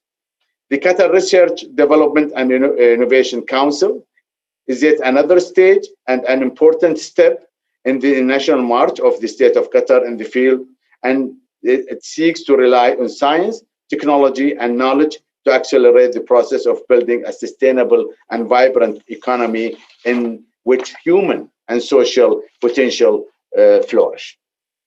Strategic initiatives at the council include enhancing efficiency in student research across all academic levels and expanding the scope of graduate studies in the disciplines of science, technology, engineering, and mathematics. An effective initiative that has been a significant impact at the national and international level is the World Summit for Innovation in Education, WISE, one of the initiatives of the Qatar Foundation for Education, Science, and Community Development in partnership with many international partners. WISE Summit is a global forum that addresses and encourages innovation in education. The WISE Award is dedicated to identifying, reviewing, and supporting innovative educational projects all around the world. Many women had been recognized and won that award for their innovative work. Qatar Computing Research Institute is another good example of effective contribution and initiatives in the field of artificial intelligence, as the institute works on crystallizing some strategic trends for transition from theory to application. Most of the research developed by the institute uses artificial intelligence in one way or another, including data analysis, cybersecurity, social computing, and Arab languages technologies. Ladies and gentlemen, Qatar society is a young society in which the youth represent more than half of the population. And therefore, the state has been keen to empower these young men and women as they constitute the decisive force in sustainable development, wealth, and real investment, providing them with advanced and varied educational and training systems that meet all sorts of abilities and interests across primary, secondary, and tertiary education, in addition to the associated and targeted education programs and activities, aiming at promoting their contribution to the workforce. The Minister of Education, our ministry, Minister of Education and Higher Education, has been keen to involve students in local and international competition that promote students' skills and abilities in problem solving and critical thinking, such as the Scientific Research Award organized by the ministry itself with Qatar National Research Fund, as well as the Education Excellence Award and the robotic and programming competitions, and many, many others with other universities, locally and international. Also, our students have managed to collect some international awards and some local awards as well. Furthermore, other initiatives include the introducing of a technology stream in our schools, the opening specialized technical schools for the secondary stage for both boys and girls to qualify them for the tertiary education. Qatar women have also demonstrated their competencies across most domains and disciplines. Her Highness Sheikh Hamouza bint Nasser, chairman of the Qatar Foundation for Education, Science and Community Development, has significantly contributed to promoting the role of women in Qatar's society through initiatives and programs over the past few years.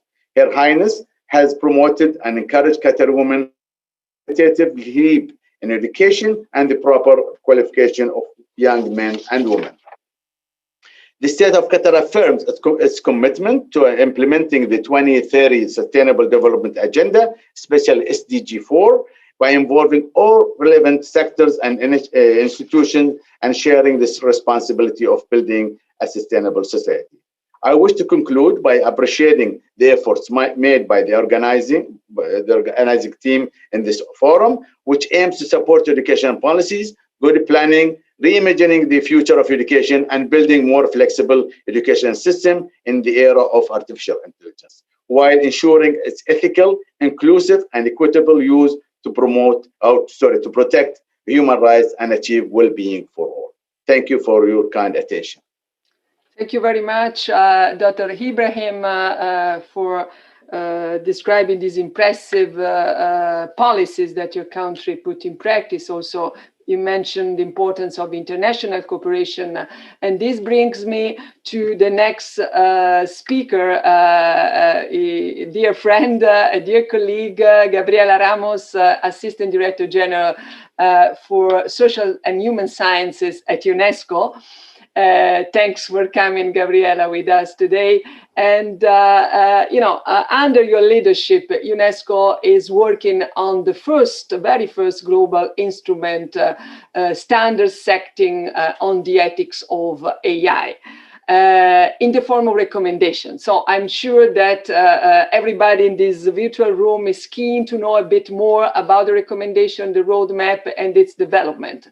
And you are the right person to do that, as you have a huge responsibility in your hands. Please, the floor is yours, Gabriela. Thank you so much, dear Stefania, for inviting me. And I have really enjoyed the presentations of member states on this very important subject. And I want to commend your work on how to always be ahead of the curve in thinking of these issues, not only dealing with the current very complex situation that we're living with schools, but also on providing with solutions that we've heard are being developed by our colleagues in so many fields. I'm happy to be with you. I'm the new ADG still, but I'm so proud to be part of this fantastic team of UNESCO. Let me try to share a screen. That is always the litmus test of how much we really can talk about technology. We can share a screen. Let me see if I have it here. Oh la la. It's not really working, but here it is. Share. Do you have it? Do you see it? Yes, Gabriela. Yes, you just need to put in full screen. You just need to put in full screen. Full screen, okay. Yes. But you click the display. Click the display. Here it is. Okay. Button. Yeah. Okay. Voila. The only point is I don't know how to. Well, no, the bottom. Gabriela, tienes que ir al botón de abajo que lo ves donde está el zoom, a la derecha, otro, el otro, a la derecha. ¿Dónde estabas? A la derecha abajo. Si no, yo lo hago. A la derecha abajo aquí, ok. Sí, aquí. ahí, pero a la derecha, el otro, a la derecha. El otro que está a la derecha. Ese. Sí, este mero. Yeah. Oh, la la. Okay, yeah, go ahead. Thank you so much.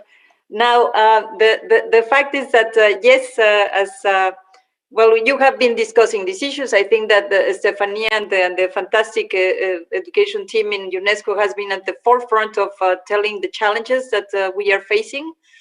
You know them, ministers and dear participants, because you are actually at the forefront of this very complex challenge. The school closures, the fact that we need to continue providing with the learning processes to kids, the remote learning processes, and of course, the question that how important it became all these technologies to keep the education going. I think this is a very important element that you have all been discussing. But we also have the downsides. And this is exactly what member states and the Director General of UNESCO had been pushing for in terms of dealing with the risks that artificial intelligence pose to us. And as Stefania mentioned, member states in 2019 gave UNESCO a mandate to elaborate the recommendations on ethics of artificial intelligence.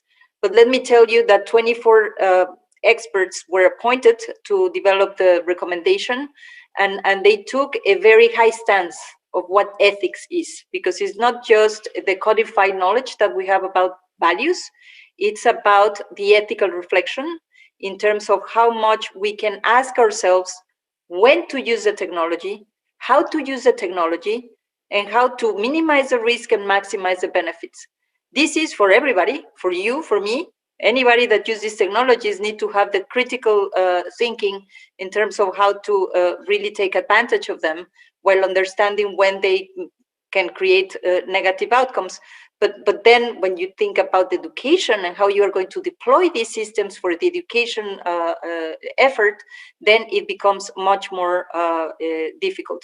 And we hope, because actually this recommendation is under the social and human science sector to be developed, but the reality is that the experts also made a whole encompassing instrument that will be implemented and advanced by all the sectors.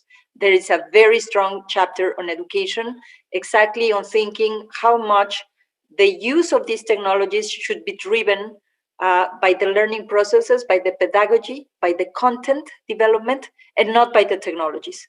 I think that we all know that countries that have just go to invest in the infrastructure and get the tablets in the tables and get the programs in the table without thinking about the technology, without thinking about the training of teachers, it has been really a waste. And therefore, in the current context, I believe it's very important that whenever deploying these technologies in the classroom, we accompany them, or let's say we give priority on the content development and actually on the engagement by students and teachers in a learning process that is different, but that should not be driven by the technologies, but driven by the people. Now, what is the impact as we see it? Two examples. Of course, we all know when the algorithms can go wrong. We know that these technologies, artificial intelligence, even though it's artificial, is men and women made. Although, as the previous speaker, women are not very well represented in this sector. But the reality is that the whole AI cycle, starting with the research, going for the deployment, getting into the impact and the outcomes, and then we go with the machine learning and the black boxes where the computers are learned to think practically, but then they are not taught on how to tell us how they reach the conclusions. There's a lot of human oversight that needs to be ensured. But even beyond that, the fact that the technologies are being developed by just a few countries and few firms with certain languages and certain cultural profiles is also an issue that needs to be considered when providing solutions on artificial intelligence. And I commend also that many countries are really pushing for national strategies and also to develop their own way of using and producing these technologies with diversity, with inclusion. There are some examples of how this technology had affected the education in general. You know, when the UK used the algorithms, and I think is not to name call the UK. I think that they're doing amazing exercises. But there was a very prominent case in which artificial intelligence was used to provide some analysis of what kind of grades students will have at the end of their educational parcours. And the fact is that the technology is just extrapolated, and then they discriminated towards those kids that were already in a disadvantaged position. Of course, it was dropped, but the reality is that this asks us how it was built, how the algorithm was built to produce such biases outcomes. We know that algorithms also are reproducers of our biases and stereotypes that we have in the digital, in the analog world.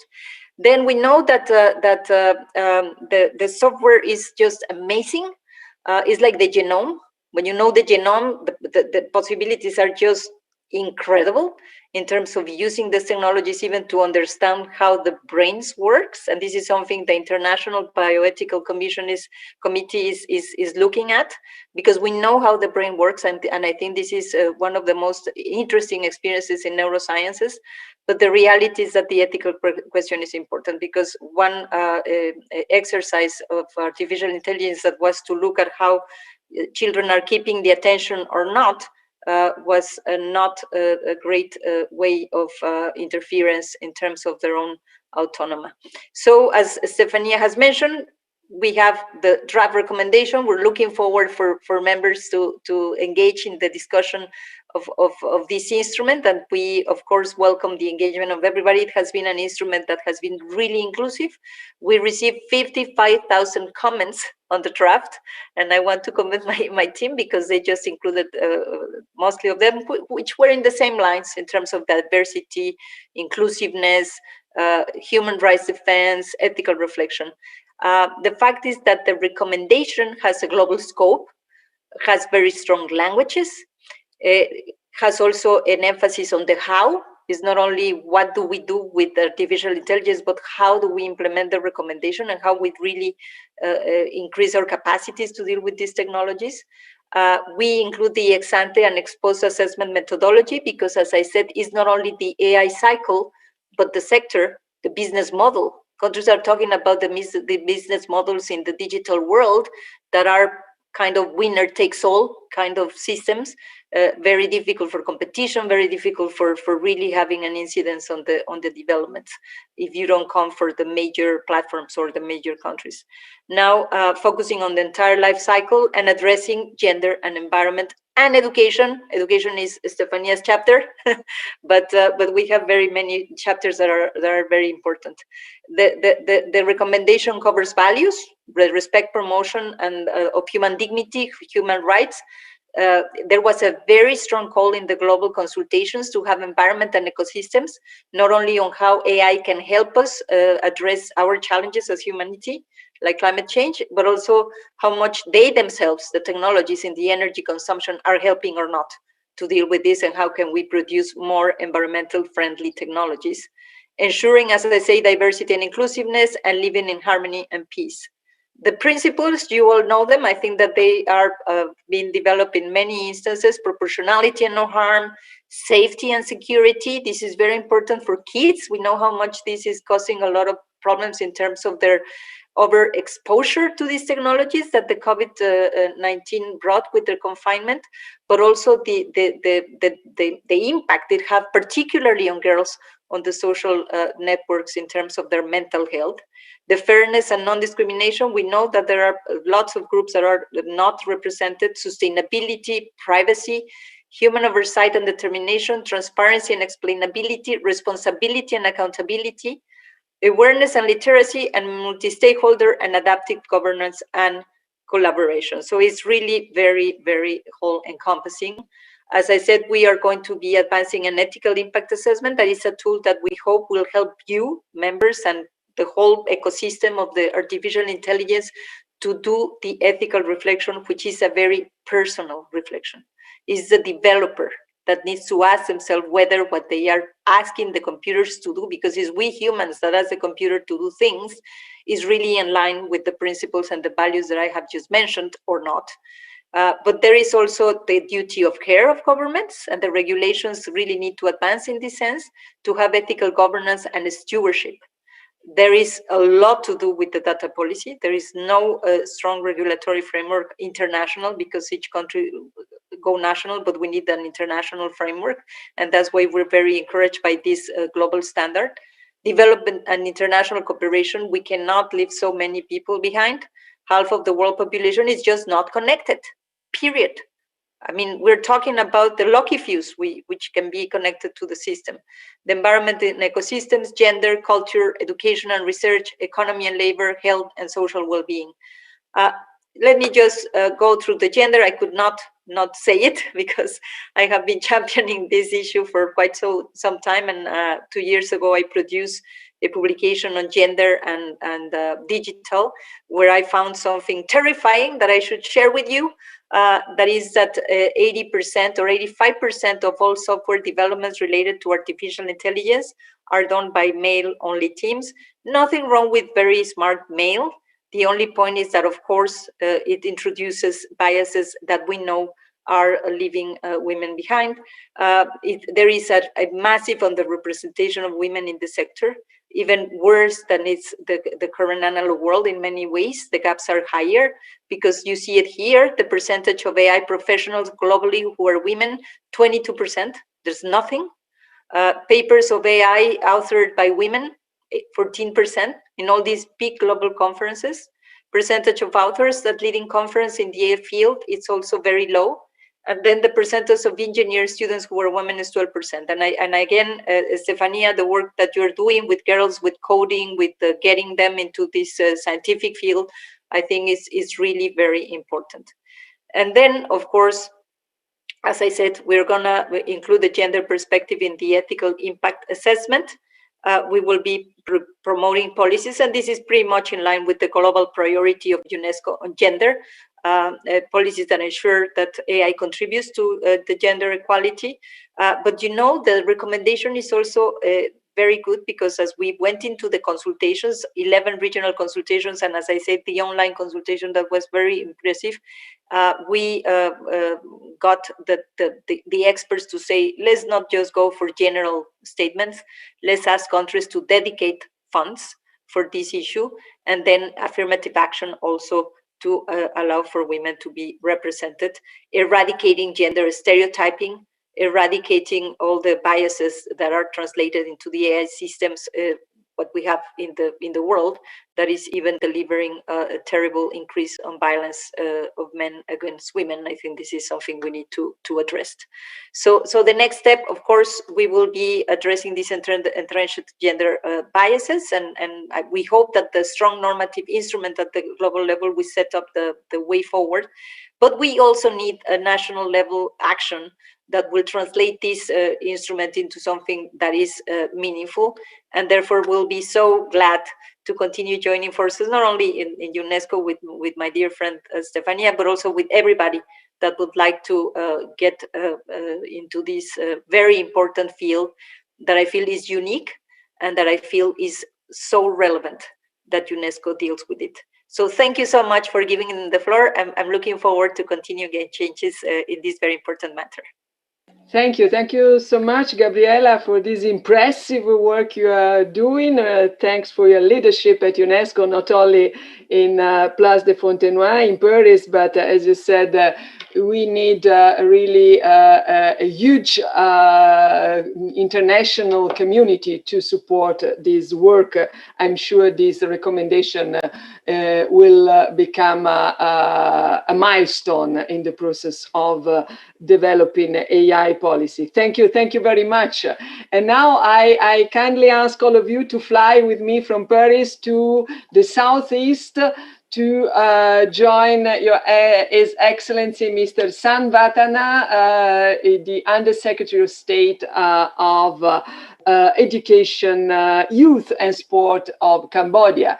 Your Excellency, your country has seen the flourishing of your technology sector with many emerging innovations in the area of AI.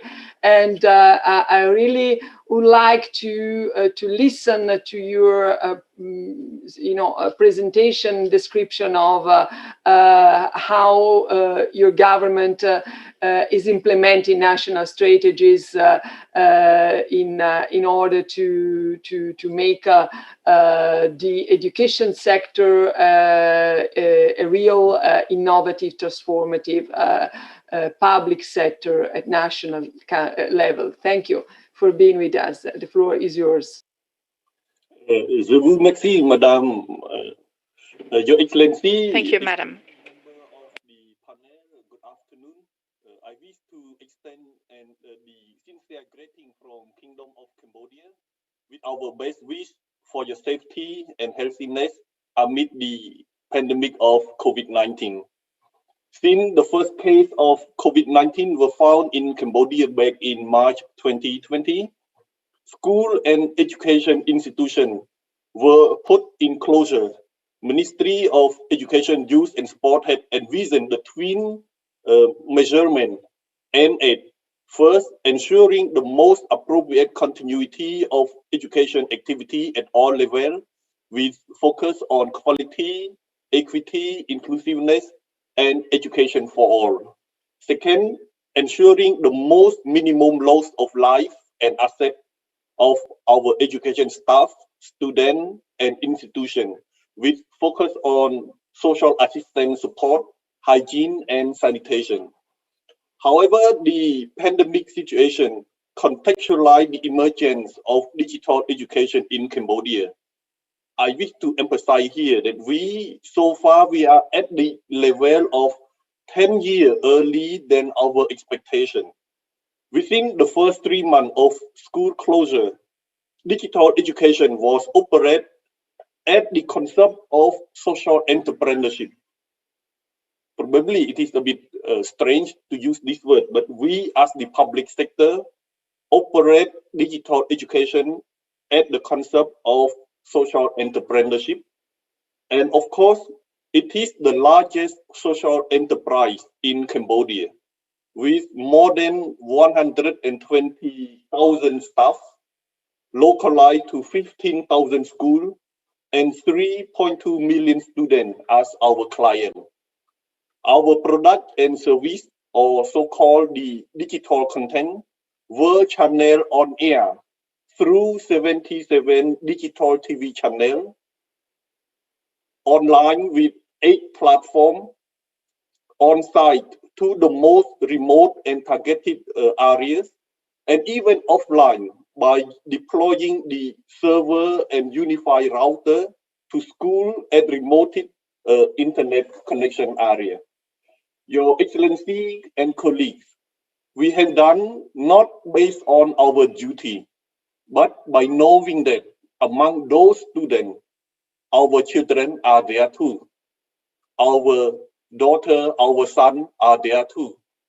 I am humbled and privileged to say that digital education is not a choice, but it is a new normal of teaching and learning. Ministry of Education, Youth and Sport, Cambodia institutionalized policy oversight, partnership coordination, and technological development with the establishment of the first ever Center for Digital and Distance Education. We have 4 components in this, and I wish to share here for further discussion. First, the digital contents will be created based on the concept-based curriculum and new teaching method, allowing students to enrich themselves with inquiry-based learning, collaborative learning, and project-based learning. Second, teaching videos, e-book, learning materials, and assessment content will be created for all schools and subjects and for students with special needs. Third, the production of digital content will be at the high quality, creative, and interactive, and if needed, the virtual reality and augmented reality content will be developed. Fourth, the data center with high local storage and hosting capacity will be established to connect, collect, record, and retrieve the data of student tracking system, school management system, and student performance record all over the country. Last but not least, the digital platform with content delivery network or CDN is to provide high availability and performance by distributing the synchronized and asynchronized e-learning service, spatially relative to the end user. And what is our readiness for AI and automation in digital education? The global adoption of technology in education is transforming the way we teach and learn. Artificial intelligence is one of the disruptive techniques to customize the experience of different learning groups and teachers. And this is how artificial intelligence tool may be applied in the context of quality, equitable, inclusive, and education for all in the context of Cambodia to improve study process. First, personalized education. Second, produce smart content. The third, contribute to the task automation.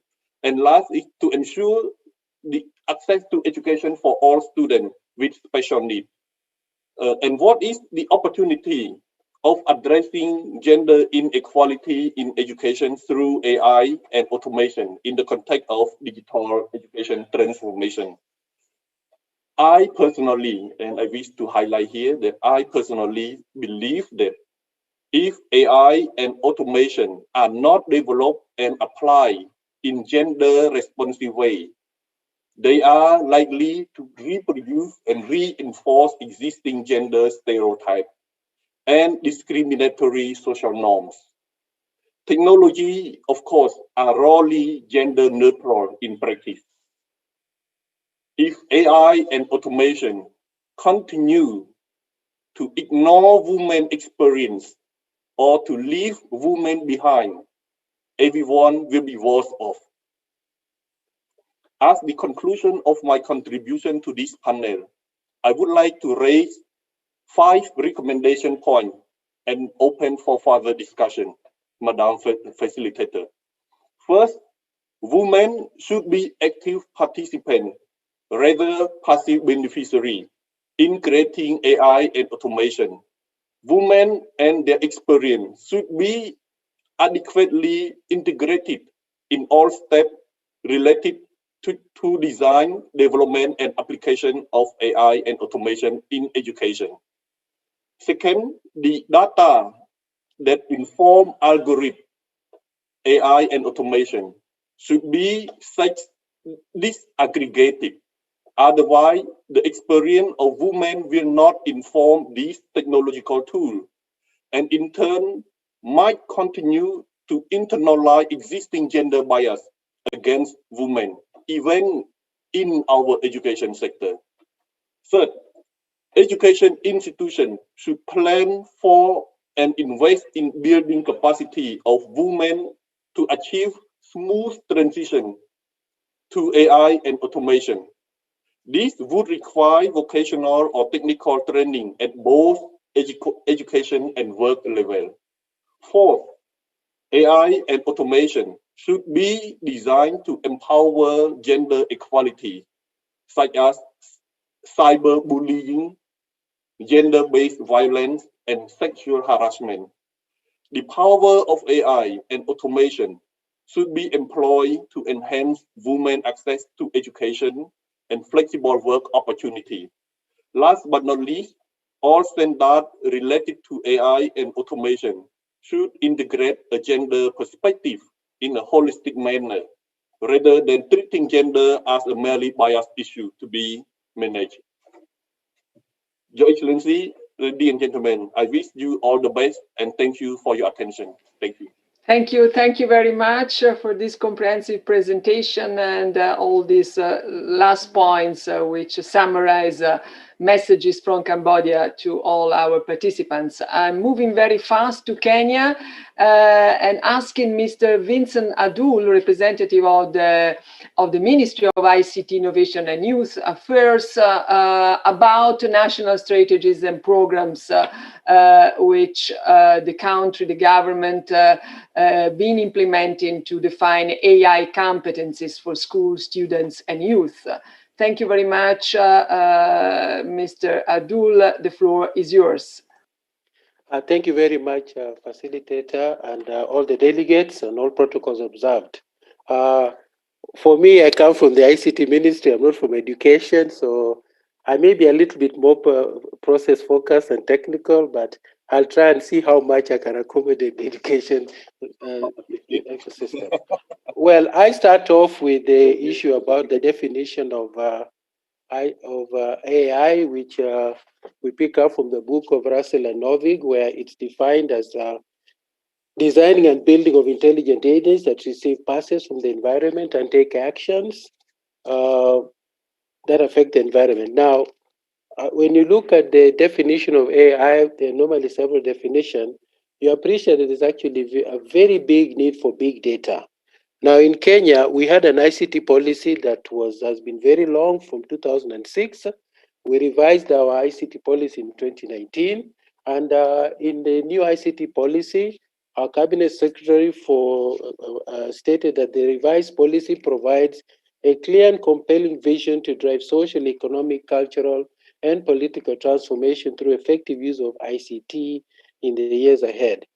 It provides, the policy provides many of the key strategies essential for achieving Kenya's national development goals.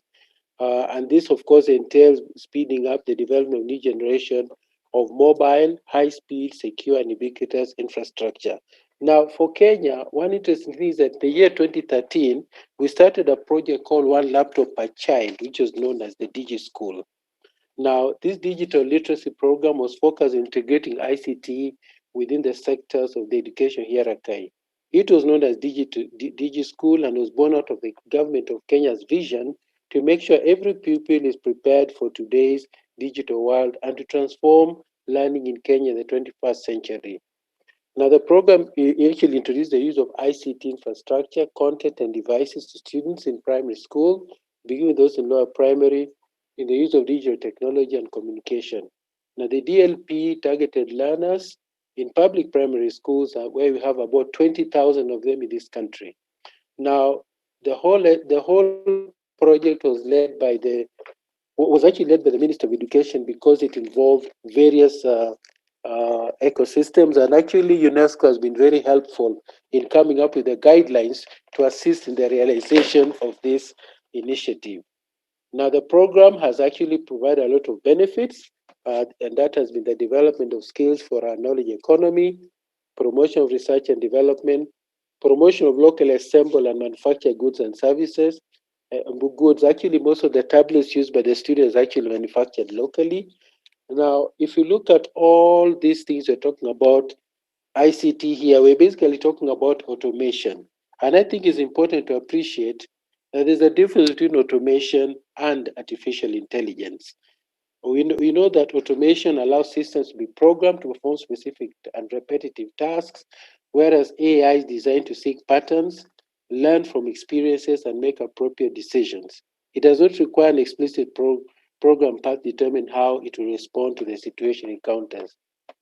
Automated machines collate data. AI systems understand the data. So AI complements accelerated automation.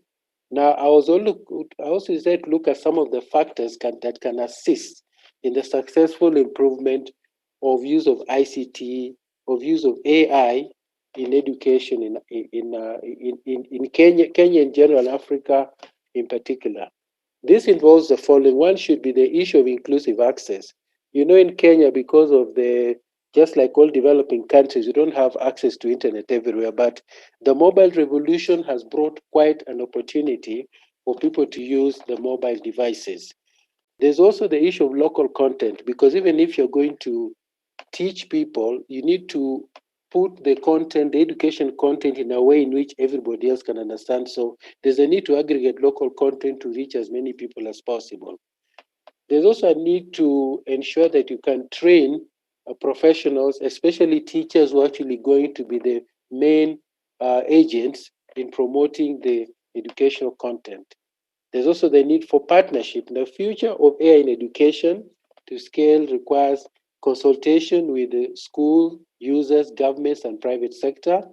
And this, when you do together, it also means that there's need for mobilization of funding for the development of solutions.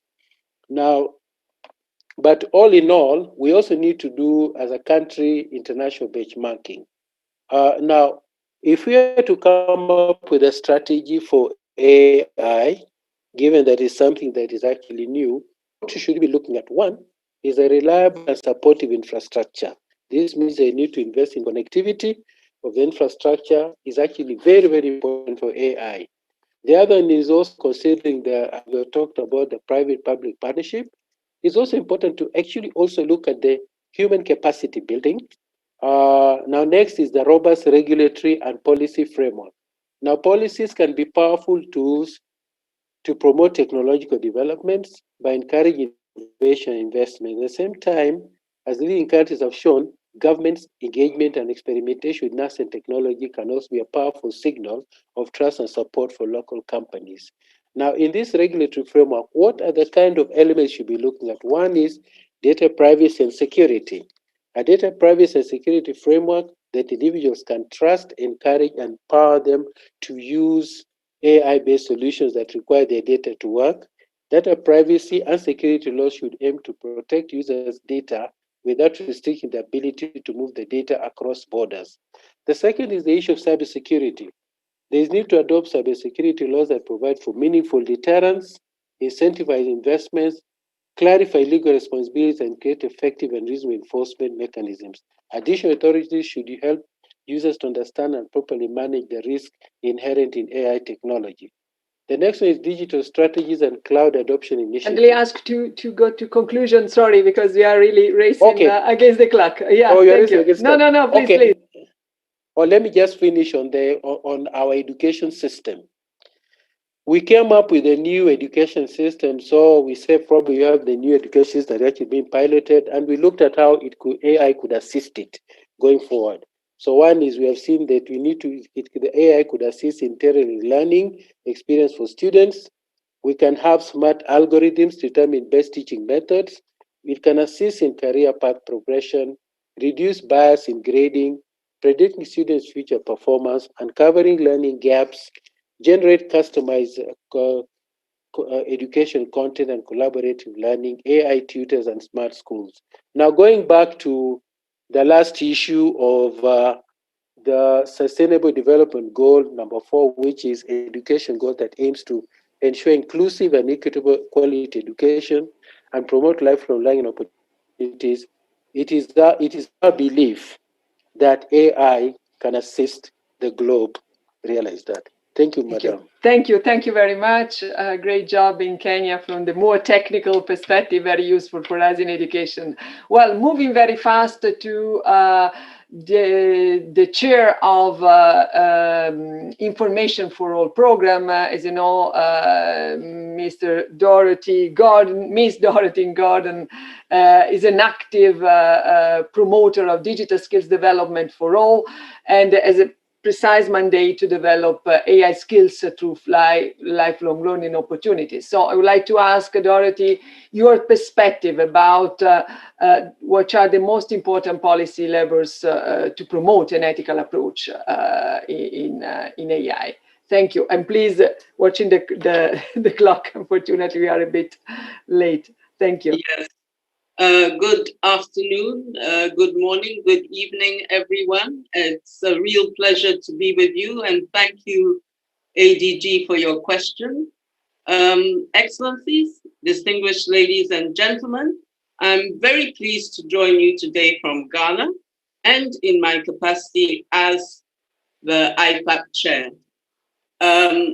Through IFAP, UNESCO's Information for All program, member states and partner governments pledge to harness the new opportunities of the information age to create equitable and inclusive knowledge societies.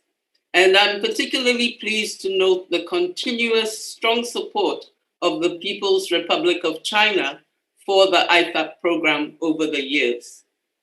I think everyone recognizes that rapid digitization has been part of the COVID-19 pandemic, and it has highlighted the importance of IFAP's work. The digital divides have deepened, and in a context where design and control of a significant proportion of the solutions that are used in education are in the hands of a very few oligopolistic companies with language and cultural bias, and governments are frankly struggling to catch up in terms of the appropriate legal and regulatory frameworks. And I can say now that many agreements were signed under stress that did not look adequately at many of the ethical issues, such as data privacy, but these can be corrected. And we must also remember that the countries that are on the wrong side of the digital divide face a real dilemma. We often talk about the implementation of artificial intelligence without talking about the cost of the implementation and the implications of that implementation on education budgets. In my own country, about 18% of the government budget goes to education. The numbers of children that need to be educated are increasing every year. As you know, Africa has a youthful population and will probably have more than 50% of the world's youth, at least, if not by 2030, by 2040. So they have more people to educate. And if you look at how money is spent today, you see that about 70% of the education budget is actually going to salaries. So the amount of disposable income that is available for the implementation of new technology is not that huge. And yet these are very expensive. And this really brings me back to something that both ADG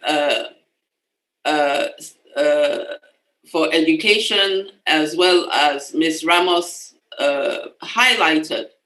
And that is, we need to be clear on what technology serves for our goal and our purpose.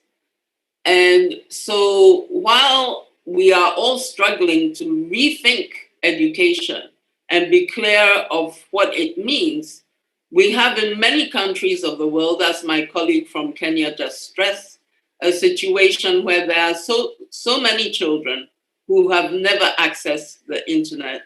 They have never used an automated system, let alone can imagine a system that would use AI. And so we have to address that challenge directly through, in my belief, stronger international cooperation. And that international cooperation will not only support this major transition in education, but will make sure that we have the right kind of training, not only to create solutions that are localized, but because even if today we are dependent on major companies, in 5 years' time, we should have developed our own innovation ecosystems to a level that we have solutions developed locally and hopefully involving many more women. But we need to manage these solutions better.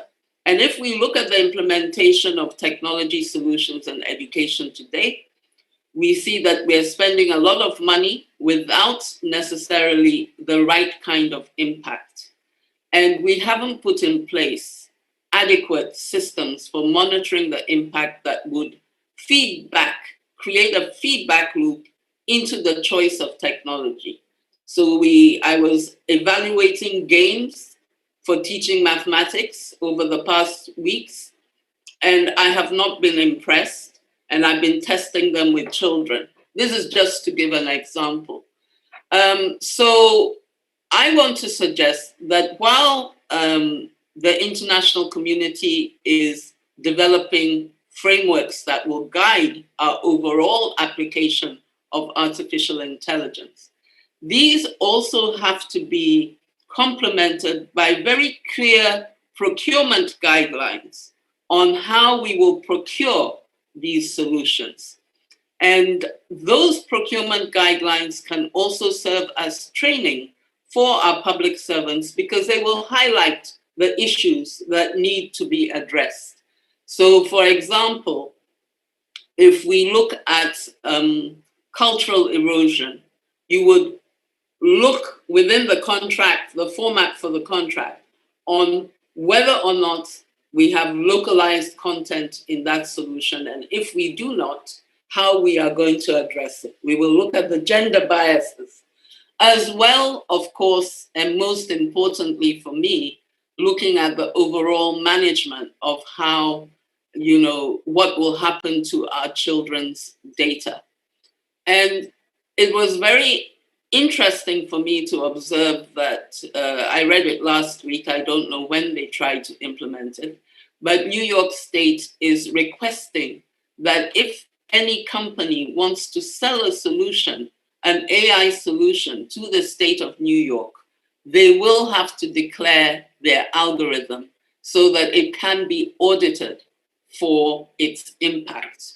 So looking at these kind of issues, let me just say in closing that I believe there's a lot of opportunity for us to discuss these issues at the level of member states. There's a real contribution that the UN can make, and we have to thank all our colleagues at UNESCO for the work they've done. But most importantly, let us continue to think pragmatically. We do not have to be terrified of artificial intelligence, neither do we have to accept it without question. We must always look at the different options for achieving our goals in education and looking at opportunity costs. Digitization is not an option, it is a certainty given the future of work. How we make the wise choices and steer our implementation so that no child is left behind while respecting our rights and diversity is really a good use of our time. And I want to thank those who organized this conference for putting it together. It's been an excellent platform for us to share ideas and for us to move forward. Thank you very much. Thank you very much, Ms. Gordon. Thank you very much, dear Dorothy. And also this pragmatic approach and methodological reference to the importance of evaluating the impact is a very important dimension we are working on at UNESCO and within the education community as well. Thank you very much for being with us. And now moving very fast to the next and last speaker of this panel, Ms. Ethel Agnes Pascua Valenzuela. She recorded a video message from the Southeast as director of Southeast Asian Ministers of Education Organization. And she's also connected today, so thanks for being with us in presence. Please, I ask my colleague to launch the video message. Distinguished experts, ladies and gentlemen, greetings from the Southeast Asian Ministers of Education Organization Secretariat in Bangkok, Thailand. It is a great pleasure and honor for me indeed to deliver a presentation on how Southeast Asian countries are empowering women and youth, particularly in relation to AI. Allow me to thank first UNESCO headquarters for its efforts in conducting this international forum on artificial intelligence and the futures of education. This meeting is very much needed, timely, even this time of lockdown and pandemic. Based on the data from various sources in Southeast Asia, as our spotlight today, we found one encouraging sign that in Southeast Asia, it's starting from a relatively strong baseline of gender diversity. In fact, the participation of women in technology across Southeast Asia is slightly higher than global averages in terms of both the number of college graduates with technology degrees and the overall tech workforce. Notably, Southeast Asia leads several mature Western markets on female inclusion, including the US and UK. Women in the region also have a positive perception of the industry's efforts, with approximately 65% agreeing that the tech sector does better than other industries, in offering programs specifically tailored to recruit, retain, retrain, and promote women. Women's empowerment through STEM education is a vital enabler and beneficiary of three aspects of sustainable development: of economic growth, social development, and environmental sustainability. In terms of economic growth, 144 developing countries in the world would increase their GDP by 8 trillion, as predicted. And if 600 million women and girls have access to ICT, more women in STEM education would move the needle to more sustainable consumption and production patterns and environmental sustainability. STEM gender parity would contribute to greater social capital, equality, and empowerment, and enable women to be part of and benefit from the technology-driven jobs, revolutionizing the fourth industrial revolution and leaving no one behind. In the meantime, as business looks to leverage AI across the organizations, a skills gap will emerge among human employees. With AI automating repeatable and mundane tasks, from accounting to assembly line, the skill set of human workforce needs to evolve. The focus and responsibilities of average employee will widen and deepen.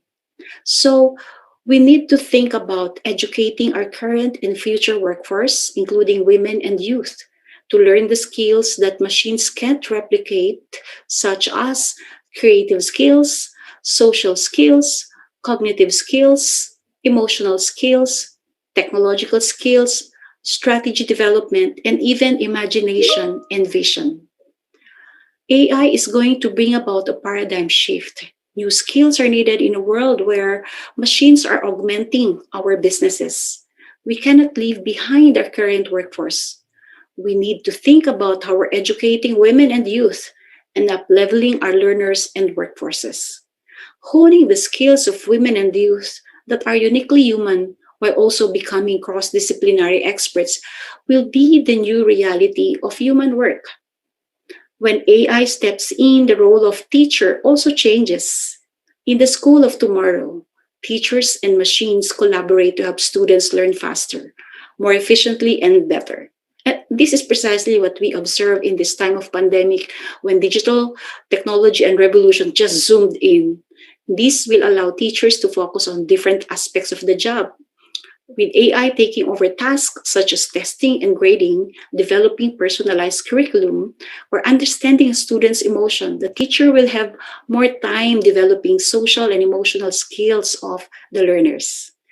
To this end, the conditions must be addressed by the Ministries of Education and Ministries of Labor in our region, preparing the future workforce. And in most of Southeast Asian countries, the initiatives already began. We have examined state-of-the-art technologies and advanced e-learning programs that could be adapted. Actually, the pandemic has forced all of these new developments like flexible learning, hybrid learning, blended learning, and we have undergone a lot of digital transformation. We have enhanced the curriculum that we have never ever imagined doing in this crisis situation. And the teaching methods were just transformed to meet these digital requirements in this 21st century. Of course, advanced by COVID-19 pandemic. Ministries of Education also started promoting AI in education. And just last year, during the Strategic Dialogue of Education Ministers, we have tabled AI integration into education. And we were able to develop the plan of action to be adopted by Southeast Asian countries. Some of the ministries of education had already launched numerous initiatives and programs to collaborate with private sectors to develop student skills and capacities in robotics, artificial intelligence, such as hosting and organizing robotics training camp, providing more scholarship in STEM education, and even competition. These efforts across Southeast Asian schools motivated students to become innovators as well as entrepreneurs. In many countries in Southeast Asia, teachers actually could not teach what they don't know. And as we have already established, many of these teachers had never had any formal training or education on AI integration. The very first step, thus, is to introduce AI into schools, arming teachers with the necessary resources and knowledge to feel comfortable talking about the subject and understanding how to integrate AI itself into their teaching and learning process. As we collectively acknowledge the AI, we have developed the plan of action in the region, and our Simeo centers would be providing assistance to the ministries of education as AI becomes centerpiece of the strategic dialogue of education ministers last year. However, we are now re-evaluating what makes for a successful education this year because we are in the COVID world. Yes, and it's time to factor in AI into the equation and begin to arm our teachers and students, the youth, the knowledge and critical thinking necessary to succeed in an AI-driven world. Thank you very much for the opportunity to discuss the situation of AI and the role of women and youth, and most especially the activities being implemented in Southeast Asia in this time of pandemic. Thank you very much and have a good day. Thank you very much, Ethel, and apologies all of you. I didn't do a great job as moderator. We are a bit late, so I summarized with one single sentence from the Minister of Morocco, the first speaker. There is no artificial intelligence without human intelligence, and thanks for this great conversation today. I'm moving and giving the floor to Mr. Qin Changwei, Secretary General at National Commission of China for UNESCO, to moderate the closing session. Thank you very much.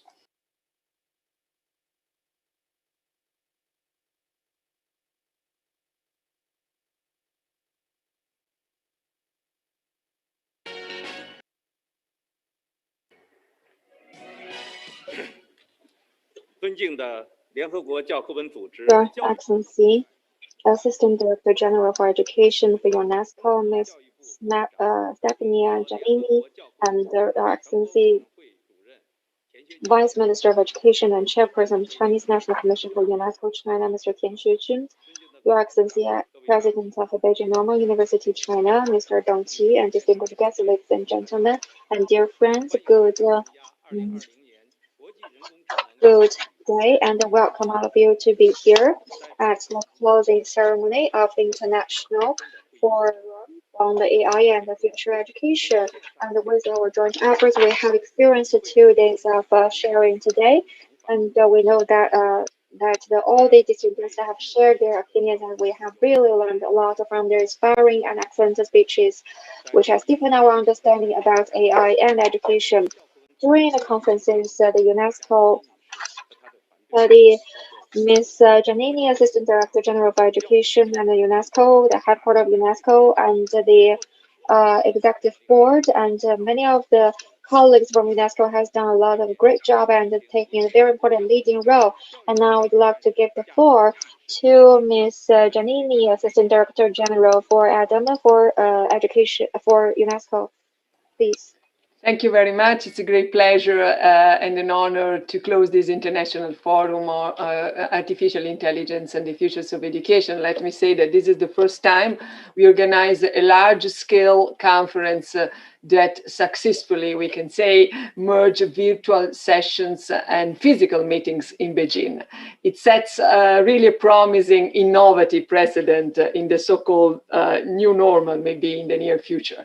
For this, I would like to thank the teams of the National Commission, Beijing Normal University hosting the conference in Beijing, as well as my colleagues at UNESCO, of course. Well, the debates over the past 2 days recognized that the pervasive use of artificial intelligence will be the distinctive feature for the future. Living and working with AI not be optional. We can summarize a very rich discussion a bit like this.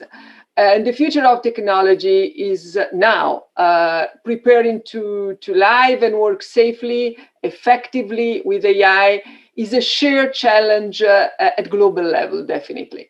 Having said that, as we heard, especially this morning, I had the privilege to moderate one of the panels. The development of AI competencies and the use of AI must be sensitive to the diversity of local context. This forum reaffirmed the shared vision and principles of the Beijing Consensus and went on to chart more concrete actions moving forward. Our shared goal is pretty clear. AI should be a tool at our service, at the service of the humanity towards a sustainable development that is economically and socially just and inclusive. The development and implementation of regulatory frameworks for AI as a public good, as a public common good, is therefore absolutely necessary and quite timely. Humans should be protected from becoming victims of AI tools. I mentioned before one of the sentences I heard this morning, there is no artificial intelligence without human intelligence. AI developers need to be regulated, and the design of AI should be based on some basic principles: accountability, transparency, and explainability. That's what my colleague Gabriela Ramos also mentioned, presented a bit the content of the next UNESCO recommendation, member states of UNESCO recommendation on AI. Furthermore, it's imperative that cross-border regulations be developed, of course. The development led by UNESCO of this recommendation on the ethics of artificial intelligence responds to exactly to this need and was welcomed by all the speakers and participants today. Humans also need to better understand the workings of AI. While we believe in the uniqueness of human intelligence, creativity, and ethical reasoning, we should help people understand the theory and practice of artificial intelligence. AI literacy includes understanding how AI collects and can also manipulate data. It includes what we call data literacy and skills to ensure safety and protection of our personal data. It includes algorithm literacy that comprises knowledge of how algorithms process data and control our behaviors through personalized human-machine communication. Countries have realized the importance of developing AI literacy from early ages. A robust AI curriculum must ensure balance between human-oriented and technology-mediated approaches. AI literacy should also be integrated into lifelong learning programs so that all citizens can understand how to interact with AI systems and make their own informed decisions. It also key to support youth to achieve a higher level of high competence and engage them in the design of IT systems. AI tools have demonstrated potentials to advance SDG 4 in education. This is our mission, as you know, including supporting inclusive education, diagnosing learning problems, augmenting teachers' learning management, and enhancing evidence-based education policy planning. However, for this potential to be fully leveraged, ICT infrastructure, especially connectivity, are the prerequisite, as many speakers today mentioned. International organizations and countries leading in the field of artificial intelligence must help enhance infrastructure and provide open sources AI tools and resources in the spirit of global solidarity. I think that what we are doing together today is very much about this new kind of global solidarity we need. With this, allow me really to conclude to thank the Ministry of Education of China, the National Commission of China for UNESCO, the Jean Normand University, the TAL Education Group, and the Weidong Group for your efforts in making this forum a success. And it's our hope that 2021 will be a year for human society to return to a new normal after the COVID-19. And we look forward to co-organizing with the government of China another large-scale international conference on AI and education. I also like to express my gratitude to the government of China for its strong partnership in promoting equitable and ethical use of AI in education, and more importantly, for its steadfast support to the mission of UNESCO.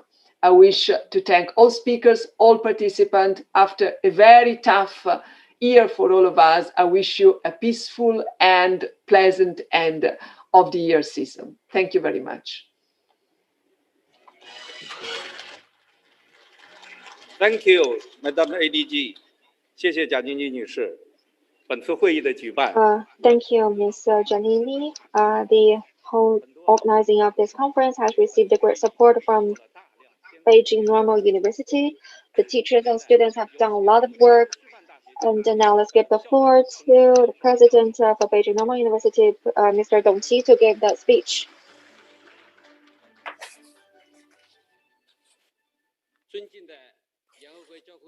Distinguished Assistant Director General, Ms. Giannini, distinguished Vice Minister Deng Xuejun, distinguished experts, ladies and gentlemen joining us online or on-site, good morning, good evening, good afternoon. We are already in the closing ceremony session. After 2 days discussion, we talked about artificial intelligence and education and the future trend of educational development, integration of technologies and education, etc. We had a very in-depth discussion, and then there had been a lot of valuable recommendations raised. I believe that these recommendations would be very valuable in further research on AI and education. Personally, I specialize in research on mental health of children, neuroscience, especially for kids when it comes to learning. After these 2 days discussion and my personal communication with different colleagues, I want to make use of this opportunity to share with you on several points which I think would be very important in further promoting the integration of AI and also in education, and how AI could promote healthy development of mental health for children, and how AI could enable teachers so that teaching quality and efficiency would be improved. So these following several points deserve our further attention. First of all, we have to study either for presidents, teachers, students, parents, how they understand the combination of AI and the teaching, and what would be possible impact on learning, teaching, and parental work in the future, because there have been a lot of misunderstandings. This is a new area, this is a new phenomenon, and there are some misunderstandings. If we do further research so as to eliminate those misunderstandings, it will help further development of AI and education. Second, how brain technologies could be further integrated together with AI in education. AI should ultimately be used by people. How, by deploying AI in education, we can promote healthy development of the children? How do we make sure that children would be equipped with literacy needed in the future? Children at different age are at different stages when it comes to brain development. So the AI's application in terms of facilitating their study would be different. And also, we shouldn't deprive children's brain development at different stages while we deploy AI. Instead, AI should facilitate brain development of the kids. And also, in the new era, learning environment may be changed. Other conditions may also change accordingly. With that, there would be different impact on children's brain development. We have to do further research on this as well. Thirdly, experts in this 2 days meeting talked about the core competencies required in the AI era. We know that in today's AI era, everybody should be able to do autonomous learning, creativity, and also data analysis, understanding capability, emotional management ability, man-machine interaction capability, etc. We didn't pay much attention on these competencies, but these competencies would be important in the future if we want to be successful in deploying AI in education. Another topic is about curriculum building, courses design in the AI era. Another thing which deserves attention is that in AI era, especially when we use AI in education, what about the ethics related problem? AI is influencing people's way of thinking, value concepts, etc. So when we use AI in education, we have to think about the impact on kids. We have to think about a series of ethics issues. Only when we do this, when we timely solve the problems, then AI's deployment in education would be further developed. Lastly, we have discussed so much, and also in the future we should do joint research on, is that the equity issue, the equality issue. We're talking about digital divide, and AI should make sure that there wouldn't be any discrimination against a gender, country of different background, etc. So AI would be widely used equally, making sure that everybody would benefit in AI-enabled education. Everybody would have access to better educational opportunities. All these issues deserve further research. Beijing Normal University, as a research university, we're leading in terms of teachers training. We take AI, Internet Plus seriously in terms of their role in education. With the support of the central government, we've been working with many partner organizations. We have Internet Plus Engineering Center in China. We also have a Futures Learning Center. We have a Smart Learning Research Institute. We've been working with many researchers, both in China and overseas countries, in discussing about different elements of AI. The above-mentioned topics are ones where we are willing to work with experts both from China and around the world. We also believe that the deployment of AI in education, if we want it to be successful, we need countries, science community, education community to work with each other further. We're willing to contribute by providing more support and by more proactively participating as well. Lastly, I want to thank the organizers for giving us this opportunity, and I wish all of the research on AI would be successful in the future, so children will have a better future. Thank you very much. Thank you, President Dong Xi, for sharing with us from professional perspective your recommendations. Next, please join me in welcoming Vice Minister of Education of China, Chairperson of Chinese National Commission for UNESCO, Mr. Tian Xuejun, to summarize for the meeting.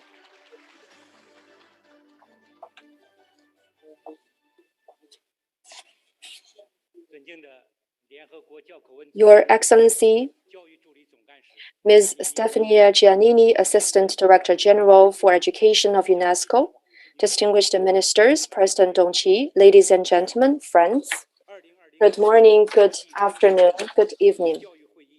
The International Forum on Artificial Intelligence and the Futures of Education 2020 is about to come to the end. In the past 2 half-days, hundreds of guests attended the event in person or online, and many friends from all social sectors who care about the futures of education watched the sessions of the forum through live broadcast. Ministers of various countries and experts have exchanged ideas and shared experiences under the theme of developing competencies for the AI era, as well as on key topics such as the core competency of humanity in the intelligent age, and how education will be changed to better accommodate future development. They have also given their insights into the 2 of the priorities of UNESCO, namely Africa and gender equality. and into women and youth empowerment. The discussions have made active contribution to implementing the Beijing Consensus, adopted at the 2019 International Conference on Artificial Intelligence and Education and the Education 2030 Agenda. I wish to extend, on behalf of all the organizers, my sincere regards and gratitude to all the participants. Thank you very much. Ladies and gentlemen, friends, at the 2019 International Conference on Artificial Intelligence and Education, we elaborated on how to give full play to the leading role of education and achieve its leap forward development in the intelligent age. A new chapter in planning education in the AI era was opened. In 2020, the sudden strike of COVID-19 has dealt a heavy blow to global education. Large-scale online education has accelerated the technological revolution and educational reform. The intelligent age has come earlier than expected. It is a common challenge, calling for our immediate attention to recognize and respond to changes, seize the opportunities, and put forward proactive educational reform so as to help people get prepared for the new challenges, adapt to and usher in a better new era. This forum has allowed us to gain a better understanding of the changes in the future, explore the paths for education development, and grow more confidence to meet the challenges with joint efforts. It is fair to say that the forum has been very successful. First, we need to find new ways of promoting educational development in the intelligent age. Artificial intelligence as the strategic technology driving the new round of technological revolution and industrial changes also powers educational revolution. In the ongoing year of 2020, due to COVID-19, the world has witnessed the popularization of unprecedentedly large-scale online education. Intelligent technologies have integrated with education and teaching at a faster pace. Traditional class teaching has been replaced by online study that could be carried out at any time in any place. We have come to realize that the constant changes in education delivery models, infinite expansion of teaching scenarios, more diversified education suppliers, all mark the beginning of the intelligent education revolution. Facing the historical trends of AI technology development and educational reforms, we must be forward-looking and innovative in thinking, get a better understanding of the laws governing and trends concerning education and talent development. Efforts should also be made to work out the development strategy, standards, and paths for intelligent education in order to realize the integration and leapfrog development of new technology and teaching models. Second, we need to be more people-centered and promote equity in education in the intelligent age. Education should be for the people. Putting people first is the prerequisite for realizing equitable and quality education. On the one hand, intelligent technology development enables us to better cater to the demands for large-scale education and individualized education. It helps provide the learners with essential abilities in the intelligent age, including the abilities to harness new technologies, achieve cross-sector integration, and realize lifelong learning. It also helps people build correct values and morals with education and teaching, thus realizing a sound interaction of technologies, people, and the society. On the other hand, developing countries and impoverished regions are facing a widening digital divide. To achieve high quality and inclusive education for all, we must optimize resources allocation, bridge the digital divide, make education better quality, more efficient, and sustainable, thus benefiting all people in a more equal manner. Third, we should work together to promote common education development in the intelligent age. The COVID-19 pandemic once again proved that humanity has a shared future. All countries have closely intertwined interests and are interdependent on one another. Cooperation is the only right choice for the international community to meet the challenges. Bearing in mind common interests, we must choose solidarity over disputes and overcome prejudice with rationality. We should respect and help each other through thick and thin, and let UNESCO fully play its role in leading and coordinating intelligent education.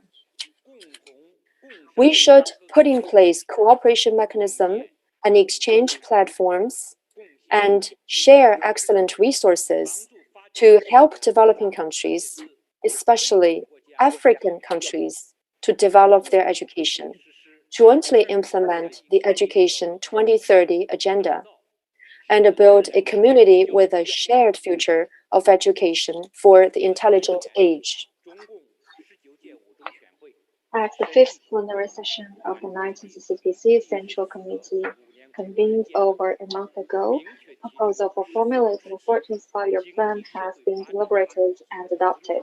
The proposal has set forth the overall guidelines, main targets for economic and social development during the 14th five-year plan period, and the long-range goals by 2030. The new concept of development has been highlighted, and the major measures that are future-oriented, all-inclusive, fundamental, and targeted have been put forward. China will pursue wider and deeper educational opening up in terms of education, and we stand ready to work more closely with UNESCO and various countries to make contribution to the community with the shared future for the mankind. Last but not least, on behalf of Ministry of Education of China and the Chinese National Commission for UNESCO, I wish to express sincere thanks to UNESCO, in particular to Assistant Director General Ms. Giannini and her excellent team for the close coordination and smooth cooperation that has been ensured the success of this forum. In the meantime, the success of the forum is not possible without the dedication and expertise of our co-organizers, including Beijing Normal University, UNESCO International Bureau of Education, and UNESCO Institute for Information Technologies in Education. All of your excellent volunteers and staff are very important. I'd like to thank you all. And now, I would like to declare the conclusion of the International Forum on Artificial Intelligence and Future of Education. I wish you all health and success. I look forward to meeting you again soon when the pandemic is over. Thank you.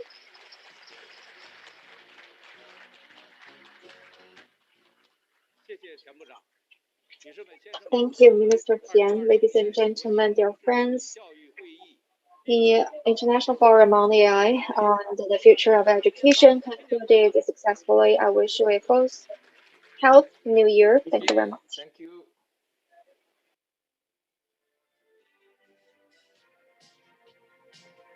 Thank you, ADG.